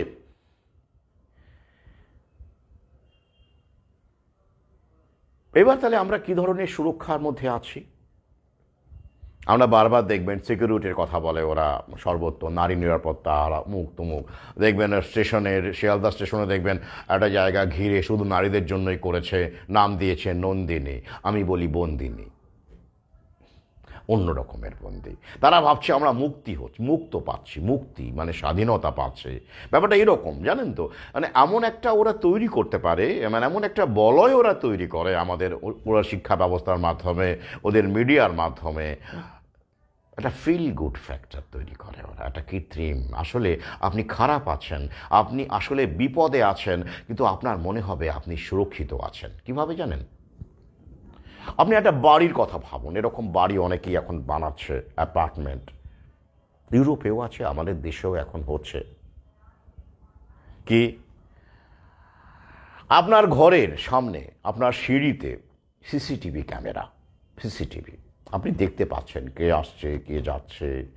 এখন মানুষকে সবচেয়ে বেশি ভয় পায় জানেন তো? কুকুরকে ভয় পায় না, বড় জোর সামনাসামনি ঘেউ ঘেউ করে আর বন্ধুত্ব করে, ল্যাজ নাড়ায়, একসঙ্গে খায়, আবার ঘেউ ঘেউ করে। কিন্তু মানুষকে সবচেয়ে বেশি ভয় পায়। সভ্যতা যখন এই জায়গায় পৌঁছে গেছে, কি কারণে? করোনা। বাপরে, ওর কাশছে হাসছে, ওর থেকে আমার করোনা হবে, এ একটা দিক, স্বাস্থ্যগত দিক, প্রাণের ভয়। তার থেকে সোশ্যাল ডিস্টেন্সিং বিপজ্জনক শব্দ। ফিজিক্যাল ডিস্টেন্সিং হলেও অতটা আপত্তির কিছু ছিল না, তবু আপত্তি ছিল, কারণ ফিজিক্যাল ডিস্টেন্সিং মেনটেন করে রোগ থেকে বাঁচা যায় না। ওটা আপনার ইমিউন সিস্টেম এবং আপনার জীবনযাপন। তাহলে তো আগে সমস্ত মানুষই মরে যেত গোটা বিশ্বে। তো আপনি কাশছে ভয় পাচ্ছেন, আপনি সুরক্ষিত করার জন্য কি করছেন? জানলাটা বন্ধ করে দিচ্ছেন বা 2 ফুট কি দূরি মেনটেন করছেন, আপনি প্রশ্ন করছেন না। আর কি আগন্তুক মানেই চোর ডাকাত, মানে চারদিকেই পোটেনশিয়াল রেপিস্ট ঘুরে বেড়াচ্ছে। পুরুষ মাত্রই রেপিস্ট, যে কোনো সময় কোনো নারীকে রেপ করে দিতে পারে। গোটা পৃথিবীতে যা জনসংখ্যা সেই তুলনায় রেপের সংখ্যা কত আমরা প্রশ্ন করি না। ওই একটা ঘটনা সামনে এনে সেটা সমর্থনযোগ্য নয়, কিন্তু অবশ্যই সেটাকেও বন্ধ করা উচিত। তার জন্য অনেক কিছু দায়ী, মিডিয়া থেকে শুরু করে অপরাধ প্রবণতা, বিভিন্ন রকমের ব্যাপার, অনেক কিছু আছে। কিন্তু প্রশ্ন হচ্ছে ওটাই কি সব কিছু? মানে ওই একটা রেপের ঘটনা, মানে আপনি দেখুন না পৃথিবীতে কত কোটি পুরুষ আছে, কত কোটি নারী আছে, আমাদের দেশে কত আছে। কিন্তু প্রশ্ন হচ্ছে এইগুলোকে যখন সেগ্রিগেশনের কাজে লাগানো হয়, ডিভাইড অ্যান্ড রুলের কাজে লাগানো হয়, ব্রেন ওয়াশের কাজে লাগানো হয়, সেটাই বিপজ্জনক। ধর্ষণ অবশ্যই নিন্দনীয়, এটা বন্ধ হওয়া উচিত। সেটা শুধু আইন করে হয় না, সোশিও ইকোনমিক একটা বিষয়, এটা সাইকোলজিক্যাল বিষয়, অনেক কিছু বিষয় নিয়ে এই নিয়ে আমার ভিন্ন লেখালেখি আছে, লাইভ আছে। কোথায়? সিসিটিভি ক্যামেরা দিয়ে আপনি ধর্ষণ আটকাতে পেরেছেন? মৃত্যু, হত্যা আটকাতে পেরেছেন? সিসিটিভি ক্যামেরা লোপাট হয়ে যায়, ওই যে কি আরজি করে কি অভয়া কি হলো, তার সিসিটিভি ক্যামেরা ছিল না কোথাও, কি কতটুকু পাওয়া গেল? কিছুই তো পাওয়া গেল না। ও তো তুলে নেওয়া যায়, ভেঙে ফেলা যায়, ও কি হয়? আসল হলো মাইন্ডসেট তৈরি করা। তো সে বিষয়ে কি কারো ইচ্ছে আছে কর্তৃপক্ষ প্রভুদের? না, ওরা কি চাইছে? ভয় তৈরি করো। ওই যে একটা নারী ডাক্তার মারা গেল, নারীটি ডাক্তার হতে চেয়েছিল, তাকে শুধু এরকম নয়, সর্বত্র নারীদের নাকি পুরুষরা অত্যাচার করে চলেছে, এরকম একটা মাইন্ডসেট তৈরি করা, অনেকটা সফল ওরা, তাই তো। তারপরে এখন আরও তো ট্রান্সজেন্ডারের গল্প তো আছে, সেটা আমি আগে বলেছি, এখানে বলছি না। তো এই যে একটা প্যানিক, ডাকাত আসবে, চোর আসবে, এই আসবে, তো আপনি কি করলেন? সিসিটিভি লাগালেন, দরজায় বেশ ভালো রকম মজবুত দরজা করলেন, আর কি করলেন? প্যানিক বাটন লাগালেন আগে। হ্যাঁ, জানেন তো প্যানিক বাটন তৈরি হয়ে গেছে ইউরোপের বিভিন্ন জায়গায়, দেশে আছে। আমাদেরও সব এলাকাগুলোতে এসব চালু হয়ে গেছে। আপনি একটা বোতাম টিপবেন, সঙ্গে সঙ্গে সিকিউরিটি গার্ড আপনার যে আবাসনের এলাকায় থাকে, হ্যাঁ, মানে নিরাপত্তা কর্মী, প্যানিক বাটন শোনা মাত্র আপনার দরজার সামনে হাজির হয়ে যাবে এবং আপনার বিপদ কি জেনে আপনাকে উদ্ধার করতে আসবে। আর 911 তো আছেই, আপনারা জানেন 911-এর ব্যাপারটা তো জানেন। মানে চারদিকে নিরাপত্তা বলয় আপনার জন্য তৈরি। প্যানিক বাটন, সিসিটিভি ক্যামেরা, অমুক তমুক, 911, হেল্পলাইন, নারীদের জন্য হেল্পলাইন, নির্যাতিতার জন্য হেল্পলাইন, চারদিকে আপনাকে সুরক্ষা দেওয়ার জন্য ওরা রেডি। বেশ, মানলাম, এক মুহূর্তের জন্য হলেও মানলাম। তো এবার আপনার বাড়িতে আপনি সিসিটিভি ক্যামেরা দিয়ে বা অমুক দিয়ে তমুক দিয়ে আপনি ডাকাতি আটকাচ্ছেন, ধরে নিলাম। তো আপনার ডাকাতি হলে কত টাকা আপনি ক্যাশ রাখেন বা সোনা রাখেন? ধরলাম আপনার 5 লাখ টাকা ডাকাতি হয়ে গেল বাড়ি থেকে। আপনার খারাপ লাগবে? 5 লাখ 10 লাখ যাই হোক, খারাপ লাগবে। আপনি বলে, এই ডাকাত, তুই আমার সর্বনাশ করলি, এবার আয় দেখি আমি সিকিউরিটি গার্ড রেখেছি। বেশ, কিন্তু আপনি ভৌ নেওয়ার পরে, আপনার বাড়িতে ভৌ নেওয়ার পরে আপনার ছেলেটি যখন অকাল মৃত্যুর কোলে ঢলে পড়লো, হার্ট অ্যাটাক, ব্রেন স্ট্রোক হলে, বা আপনি নিজে ফার্মা কোম্পানির ওষুধের শিকার হয়ে 25-30 লাখ 40 লাখ টাকা বিল পেমেন্ট করে কোনো রকম করে বেঁচে এলেন খোঁড়াতে, তখন আপনার মনে হয় না আপনার সুরক্ষাটা কোথায় দরকার ছিল? আপনাকে সিসিটিভি দিয়ে সুরক্ষা দিচ্ছে, প্যানিক বাটন দিচ্ছে, 911 দিচ্ছে, আর যে বিপদটা কোন দিক দিয়ে ঢুকছে সেটা কি আপনাকে বলা হচ্ছে? আপনি ভাবছেন আপনার ঘরে, আপনার আবাসনে, আপনার ফ্ল্যাটে আপনার 911 দিয়ে, আপনি সিসিটিভি দিয়ে নিজেকে দারুণ রকম মুক্ত প্রোটেক্ট করছেন, সিকিউর করছেন, কিন্তু বিপদটা কোন দিক দিয়ে ঢুকছে সেটাকে আপনি একবারও ভেবেছেন? আপনি চোর ডাকাতকে আপনার না হয় আপনি অর্থ থেকে চুরি থেকে বাঁচলেন ভাবছেন, তো তার কত গুণ আপনার বেরিয়ে যাচ্ছে নার্সিংহোমে। ফার্মা কোম্পানির মুনাফা বৃদ্ধি হচ্ছে, আমার পলিসিটা অন্যরকম। আমার একটা রোগ আছে জানেন তো, কেউ কেউ আমার কাছের মানুষজন জানে। এটা আমি মানে অনেকেই হয়তো থাকে, আমার একার নয়। আমি আমি যখন বেরিয়ে যাই ঘর থেকে তালা দিতে ভুলে যাই, এবং মাঝ রাস্তায় গিয়ে হঠাৎ করে হয়তো মনে হলো তালা দিয়েছি তো, তখন আমি, কারণ যাই হোক আমার তো কিছু নেই, কিন্তু অন্তত ফোন আছে একটা, সেটাও অনেক সময় সঙ্গে নিই না। একটা ল্যাপটপ আছে, পুরনো হলেও যাই হোক যেমন হোক একটা কিছু আছে। তাছাড়া একটা ঘর। তো এবার ফোনশো করে বাকে বলি, দোকানদার নিচে থাকে, সে সে আমাকে ভালোবাসে, মাঝে মাঝে জামা কাপড় সাধ্যমতো নিই ওখান থেকে। তাকে ফোন করে বলি, ভাই দেখো তো একটু আমি তালাটা দিয়েছি কিনা ঘরে। সে হ্যাঁ হ্যাঁ স্যার ঠিক আছে আমি বলছি, দেখছি দেখছি। তারপরে বললো না তো দেননি। ঠিক আছে আমি দিয়ে দিলাম বলে ও একটা কিছু দিয়ে, ওর কাছে তো স্পেয়ার তালা রাখাই থাকে আর কি, দিয়ে চাবিটা ওর কাছে রেখে দেয়, আমি পরে যখন ঢুকি নিয়ে নিই। এরকম হয় আমার মাঝে মধ্যে। কেন বলুন তো? লেখালেখি করলে মানুষের অনেকেই, আমি একা নন, সাধারণ মানুষের একটু অন্যমনস্কার কারণে আমারই এটা হতে পারে, আর চিন্তা ভাবনার মধ্যে থাকলে আরও হতে পারে। কিন্তু আরেকটা কারণ হলো যে আমার অতটা পরোয়া নেই বলে, যে কী নেবে, আর যদি নেয়ও কত টাকা নেবে, কিছুই তো নেই। হ্যাঁ, ওই ফোন টোন বা এই যে এগুলো ওটা ডেটা থাকে, যেটা আমার কাছে অত্যন্ত গুরুত্বপূর্ণ, আমার কাছে ওটাই আমার কাছে গুরুত্বপূর্ণ। কিন্তু আপনি ভেবে দেখুন, আমি তো বারবার করে এটাই বলতে চাই যে একটা চোর, সে তো আম্বানি নন বা আদানি নয়, সে যদি আপনার বাড়ি থেকে 1 লাখ টাকা চুরি করে বা 10,000 টাকা 15,000 টাকা চুরি করে, সে বরঞ্চ ওই টাকাটা দিয়ে পরিবারের একটুখানি খাওয়া দাওয়াটা হবে, একটু ভালো থাকবে।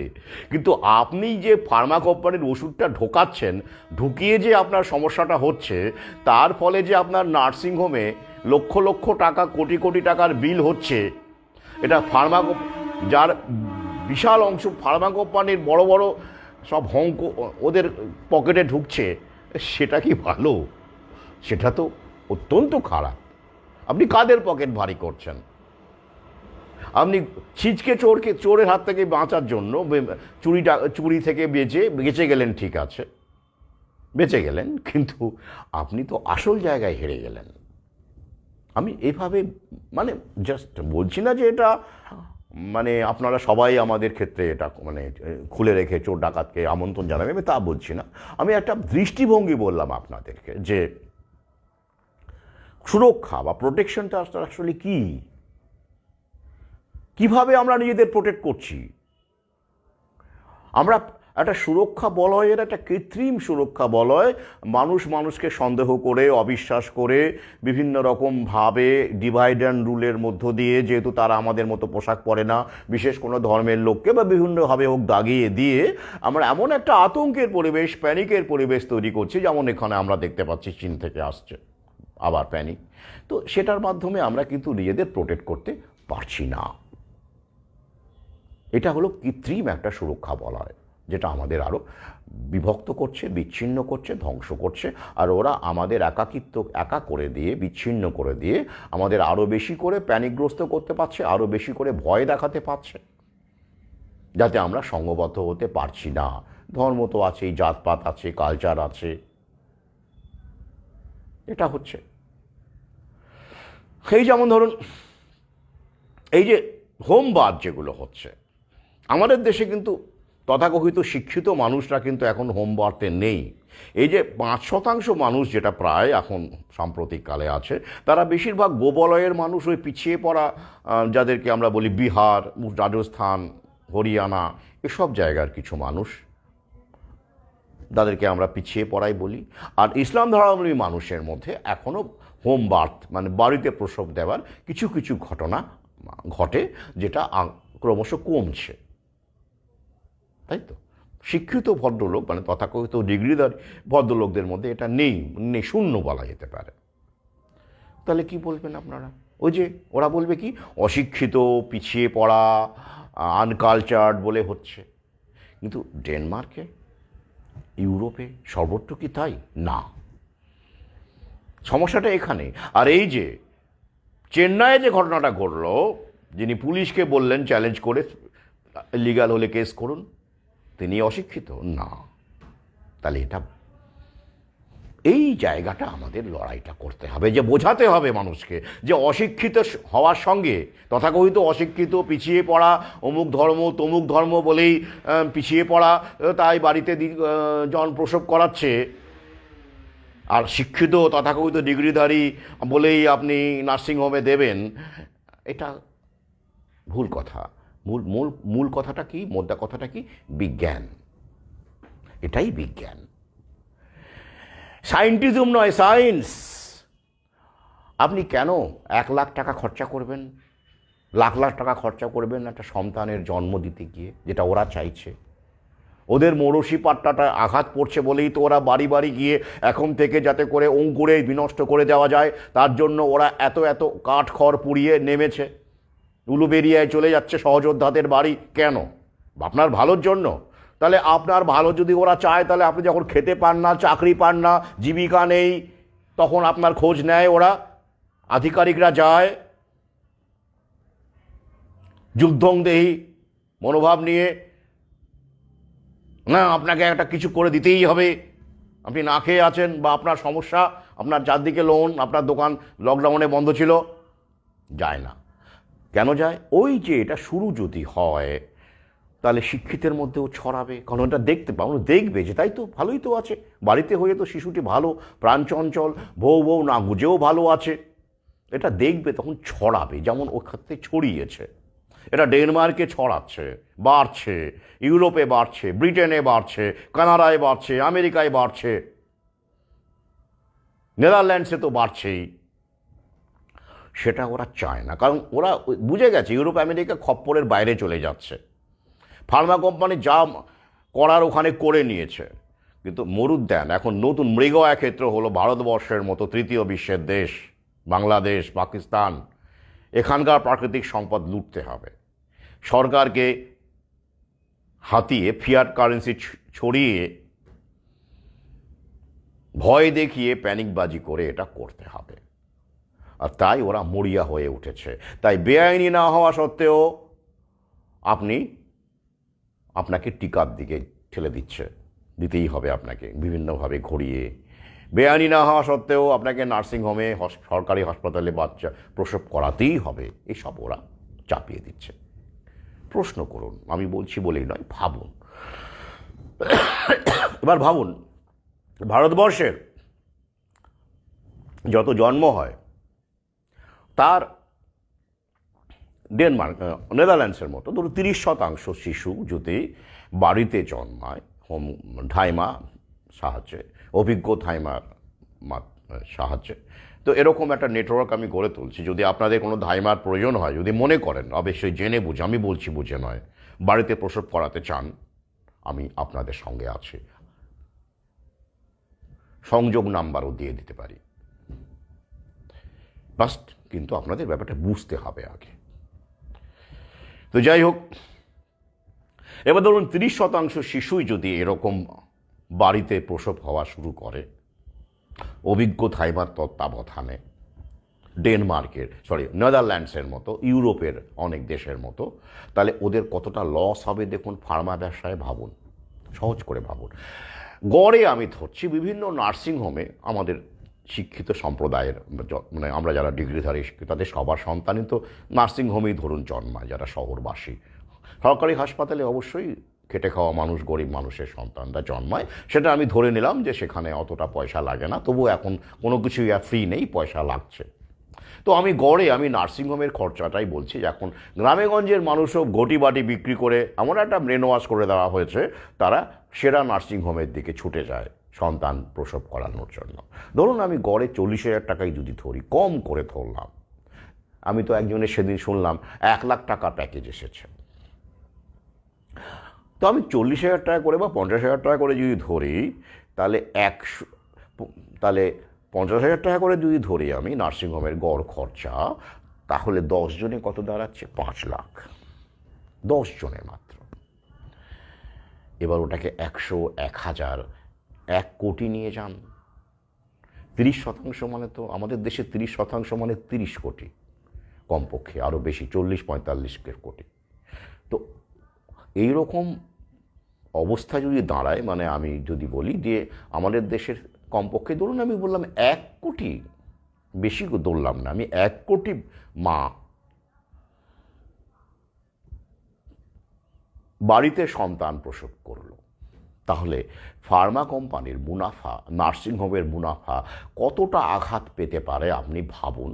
পাশাপাশি এই যে ভৌ দেওয়ার যে ক্রিয়াকলাপ, যে বিভিন্ন পার্শ্ব প্রতিক্রিয়াগুলো আমরা জানিয়ে নিয়ে বিভিন্ন আলোচনা করেছে, এবং যেগুলো অনেকগুলোই ক্ষতিকারক এবং অনেকগুলোরই প্রয়োজনই নেই, আননেসেসারি, এ বিষয়ে ডক্টর মেন্ডেলসনের কথা আমি বারবার করে বলি, 2য় খণ্ডে রয়েছে, যিনি বারবার এই নিয়ে লিখেছেন, বলেছেন, যা এই কারণে তাকে অ্যান্টি ভ্যাক্স বলে দাগিয়ে দেওয়া হয়েছিল সেই 1970-এর দশকে, রবার্ট এস মেন্ডেলসন।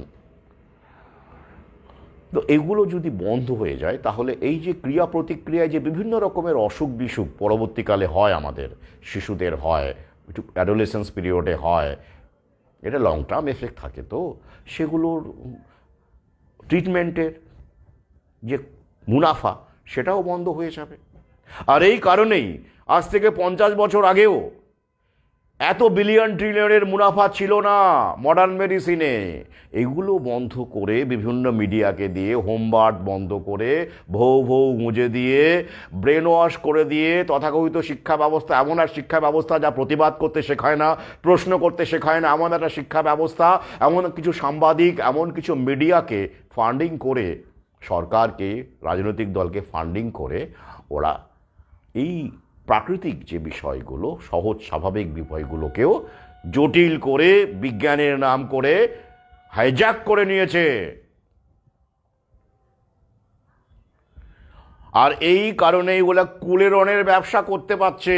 বড় বড় দেখবেন এখন কুলেরনের হোর্ডিং বেরিয়েছে, কি কুলেখাড়া সমৃদ্ধ কুলেরন। ওরে বাপ রে বাপ, কুলেখাড়া গ্রামেগঞ্জে এখনো অনেকেই খান। শাক, রক্তের ক্ষেত্রে হিমোগ্লোবিন বর্ধক, এটা লেখাই আছে কুলেখাড়ার উপকারিতা। কি মুশকিল বলুন তো, আমরা ওইটাই করবো না, ওটাই খাবো, কুলেরন খাবো। এটা সূত্রপাত হয়েছিল অনেক আগের ব্রেনোলিয়া, ব্রাহ্মী শাকের গুণাবলী দিয়ে ব্রেনোলিয়া। তো ওটা খেয়ে কতজনের ব্রেন খুলেছে বলতে পারবো না, আমি উল্টোটাই দেখেছি। আপনি যখন কুলেখাড়া খাচ্ছেন প্রকৃতি থেকে নিয়ে, তার রস খাচ্ছেন, বা কোনোভাবে অন্যভাবে বিভিন্ন প্রক্রিয়ায় খাওয়া যায়, খাচ্ছেন, সেখান থেকে যা পাবেন আপনি ওই রকম ব্র্যান্ডেড ওষুধ, যেগুলো ওষুধ মানে আকারে আপনাকে টনিক ফনিক বিভিন্ন নামে বিক্রি করা হচ্ছে, সেখানে তো আপনি বাড়তি ফ্রিতে পাচ্ছেন প্রিজারভেটিভ। আপনি কুলেখাড়ার রস করে রাখুন তো, ধরে নিন ওটা কুলেখাড়ার রস, একেবারে বিশুদ্ধ দারুণ আপনাকে দিচ্ছে, সেটা কি সম্ভব? আপনি কুলেখাড়ার রস করে বাড়িতে 3-4 দিন রাখুন, কি হয় পরে? খেতে পারবেন আর, পচে যাবে, গন্ধ হয়ে যাবে। কিন্তু ওটা ভালো থাকে কেন? দেখবেন এক্সপায়ারি ডেট কত মাসের আছে, কত বছরের আছে। তার মানে কি ওখানে কিছু মেশাচ্ছে, প্রিজারভেটিভ মেশাচ্ছে, যাতে করে ওটা ভালো থাকে, ইনগ্রিডিয়েন্টস আছে, তাতে করে আপনি ভালো থাকবেন, সুস্থ হয়ে যাবেন ওটা খেলে। প্রশ্ন করুন। তাই প্রকৃতির, আমি বারবার বলি, ফেসবুকেও বলি, প্রকৃতির থেকে নিজেকে অন্তত বাড়িতে কিছু গাছ, টবে শুধু ফুল চাষ না করে, ফুলের গাছ না লাগিয়ে, শুধু সবজির গাছ না লাগিয়ে কিছু হার্বস লাগান, ঘৃতকুমারী, তুলসী, জায়গা থাকলে নিম গাছ পুতুন, এইগুলো করুন। কারণ ওগুলো সব খপ্পরে নিয়ে নেবে, ওরা ছক কষিয়ে রেখেছে যাতে করে এই ব্যবসাগুলো ভালো হয়। প্রকৃতি থেকে আপনি যত বিচ্ছিন্ন হবেন, তত ওরা আপনাকে এক্সপ্লয়েট করবে, কবজায় নিয়ে নেবে।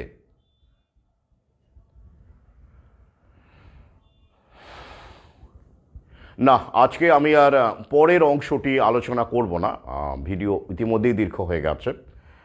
পরে কালকে না হলেও পরশু বা তার পরের দিন আমি আবার লাইভে আসব। এই যে পরের অংশটি, যে টপিকটি আমি বলেছিলাম, সেটি হলো ওই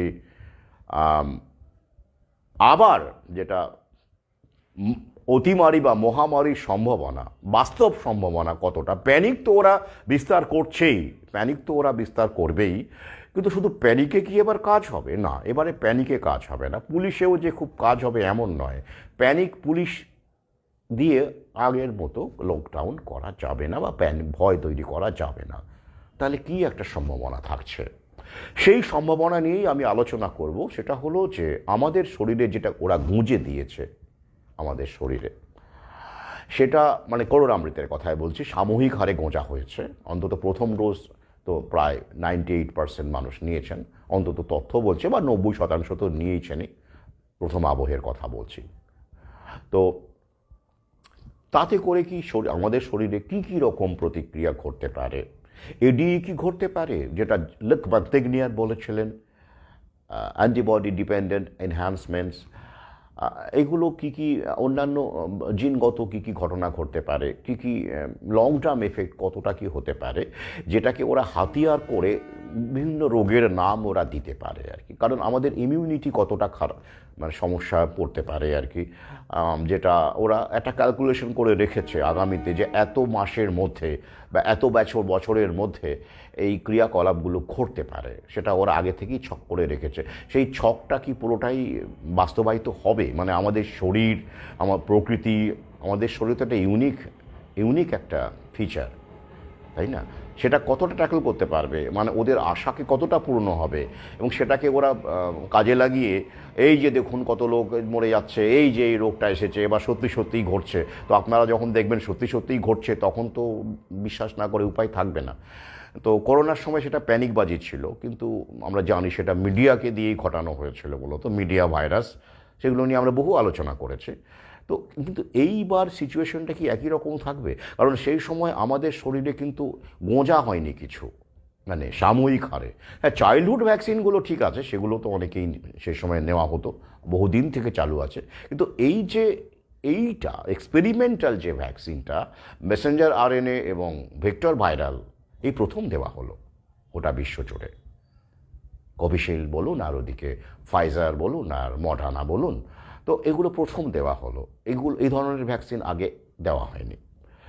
তো সুতরাং তার কি এফেক্ট হতে পারে এবং সেটাকে ওরা কতটা কাজে লাগাতে পারে, এইটা নিয়েই আমি আলোচনা রাখবো পরবর্তী ভিডিওতে। ভয়ের কিছু নেই, আমার এখনই বলে দিচ্ছি, অনেকে হয়তো ভয় পাবেন। প্রাকৃতিক পন্থায় অনেকেই ফিরে এসেছেন আমার সহযোদ্ধারা, তাদের ক্ষেত্রে এটা তেমন কিছু ম্যাটার করবে না।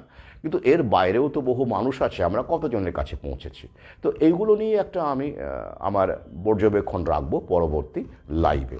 এখানে আর করার আমি ভিডিও দীর্ঘ করছি না। আপনাদের ধন্যবাদ জানাই, আপনার সঙ্গে আছেন। আরও একবার বলি যে অনেকে জানতে চেয়েছিলেন যে কফি হাউস কবে যাচ্ছি। আমি আবার আগামী সপ্তাহে সম্ভবত মঙ্গলবার মানে সন্ধ্যের দিকে কফি হাউসে থাকতে পারি, সেটা একটু দেখে নেবেন বা জেনে নেবেন। আর বইমেলাতে তো অবশ্যই প্রথম দিন বাদ দিয়ে প্রতিদিনই থাকবো। আর কুরিয়ারে যারা বই নিতে চেয়েছেন, ইতিমধ্যেই অনেকেই ঠিকানা পাঠিয়ে দিয়েছেন, সেটা আমি নির্দিষ্ট জায়গায় পাঠিয়ে দিয়েছি। কারণ আমি তো আবার থাকি না বেশিরভাগ ক্ষেত্রে, কুরিয়ারের জন্য বিশ্বস্ত একজনকে আমি রেখেছি আর কি। তো কুরিয়ারে আপনি বইগুলো আপনারা আগামী সপ্তাহ থেকেই পেতে শুরু করবেন আর কি। যদি আগামী সপ্তাহের মধ্যে পেয়ে যাবেন, এটা নিয়ে চিন্তার কিছুই নেই, একটু ধৈর্য রাখুন। আর কলেজ স্ট্রিটে বই তো ইতিমধ্যেই চলে গেছে, সেটা কেউ কেউ সংগ্রহ করছেন বলে আমাকে জানাচ্ছেন। আর এর বাইরেও যেটা বলি আমি, যে যাদের কোনো সমস্যা আছে বা ধরুন মানে ইচ্ছে আছে বই পড়ার, বা অর্থনৈতিক সমস্যা আছে বা কিছু, তারা আমাকে অকপটে জানাবেন। ইতিমধ্যেই কেউ কেউ জানিয়েছেন, আমি আমার সাধ্যমতো সে ব্যবস্থা করেছি, পদক্ষেপ গ্রহণ করেছি।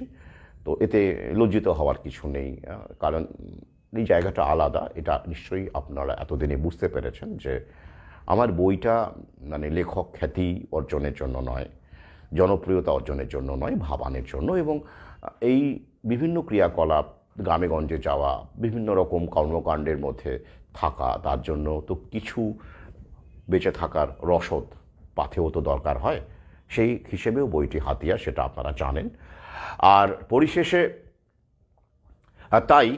তাই এক্ষেত্রে ওইগুলো ম্যাটার করে না আমার কাছে, যে শুধু খুলে বলবেন আমাকে অকপটে। আমি বড় উন্মোচন অনুষ্ঠানেও দু একজন এই মানে বলেছিলেন, সেটাও আমি দেখেছি। এবং আমার দৃঢ় বিশ্বাস, আমার যোদ্ধারা মিথ্যার আশ্রয় নেবেন না। আমি জানি সেটা, সেই বিশ্বাস আমি রাখি। তবে আবার আগেই বলেছি, একদমই চিনি না, কখনোই আলাপ হয়নি, কখনোই দেখিনি। আচমকায় যদি কেউ এরকম প্রস্তাব দেন সেক্ষেত্রে তো আমাকে ভাবতেই হবে।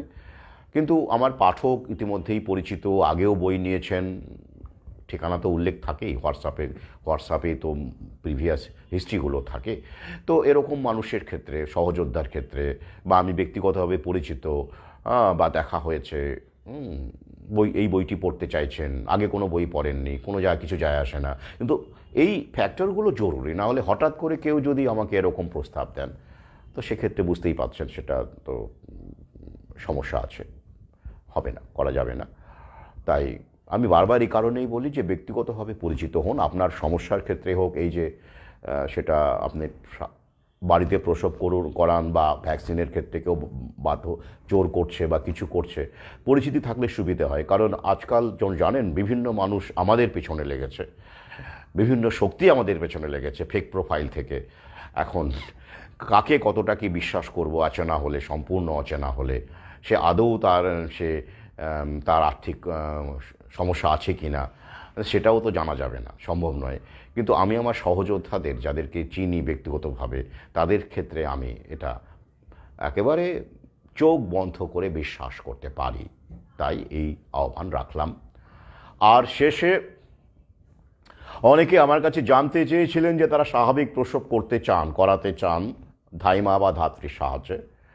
তো আমি ইতিমধ্যেই বলেছি, এ বিষয়ে আমি একটি ডেটাবেস তৈরি করতে চাইছি, এবং এক্ষেত্রে যেসব সহযোদ্ধারা ইতিমধ্যেই উলুবেরিয়া যেমন, তারা ওয়েট নার্সের মাধ্যমে, ধাইমার মাধ্যমে প্রসব ঘটিয়েছেন, যেটা বেআইনি আদৌ নয়।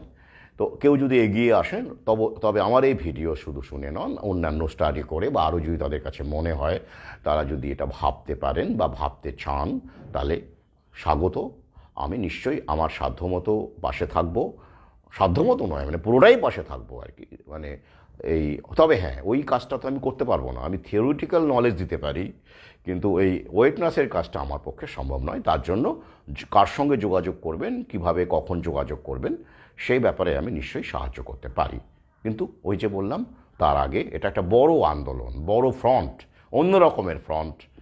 সবাইকে আসতে হবে এমন কোনো মানে নেই। আমি বারবার বলছি, আমি এটা কেন করলাম, যে সংবিধানে তো আছে, এটা তো বেআইনি নয়। তাহলে যার ইচ্ছে হবে তিনি নার্সিংহোমে প্রসব করান না, কোনো সমস্যা নেই। যার মনে হবে আমি সরকারি হাসপাতালে করব, নিন, কোনো সমস্যা নেই। আমি ভ্যাকসিনের ক্ষেত্রেও তো বারবার বলি, ইনফর্ম কনসেন্ট। আপনার যদি মনে হয় যে আপনি নেবেন, নিন না, কোনো সমস্যা নেই। কিন্তু যারা নিতে চাইছে না, যারা মনে করছে যে ন্যাচারাল ইমিউনিটি রয়েছে আমার শরীর ফাইট করতে পারে, সে ক্ষমতা আমার আছে, তাকে কেন আপনি বাধ্য করবেন? সে অধিকার তো আমাদের আদালত দিয়েছে, সুপ্রিম কোর্ট দিয়েছে, এক্ষেত্রেও একই কথা। আর এই অধিকার রক্ষার জন্যই এই ফ্রন্টটা খোলা হচ্ছে। এটা এভাবে ভাববেন না যে আমি সবাইকেই বলছি আপনারা সবাই এই পথে চলে আসুন, হোম বার্থে চলে আসুন। না, বলছি না, আমি বললেও সেটা হবে না। এটা সময়ের ফসল, মহাকালের প্রক্রিয়া। It will take time. ইউরোপেও এটা ওভারনাইট হয়নি। তুঙ্গে ওঠার পরে শেকড় খোঁজার আগ্রহটা জাগে। তো আমরা যারা উপলব্ধি করেছি, তারা তুঙ্গে ওঠার আগেই উপলব্ধি করে ফেলেছি। কারণ আমরা পর্যবেক্ষণে বিশ্বাস করি, প্রকৃতিতে বিশ্বাস করি। কিন্তু সবাই যে একই রকমভাবে একই সাথে উপলব্ধি করবেন এমনটা নয়, এমনটা হওয়া উচিতও নয়, হওয়াটা স্বাভাবিকও নয়। সব কিছুরই একটা সময় দিতে হয়। সময় দিলেই তো মহিরুহ হয়, ওভারনাইট হয় না। আর যদি কেউ রাতারাতি মহিরুহ হয়ে উঠি, আমরা মনে করি যে আমরা ওভারনাইট মহিরুহ হয়ে উঠলাম, আমাদের সংখ্যা বেড়ে গেল, খুব খুব বেড়ে গেল, দারুণ বেড়ে গেল, শক্তিশালী হয়ে উঠলাম,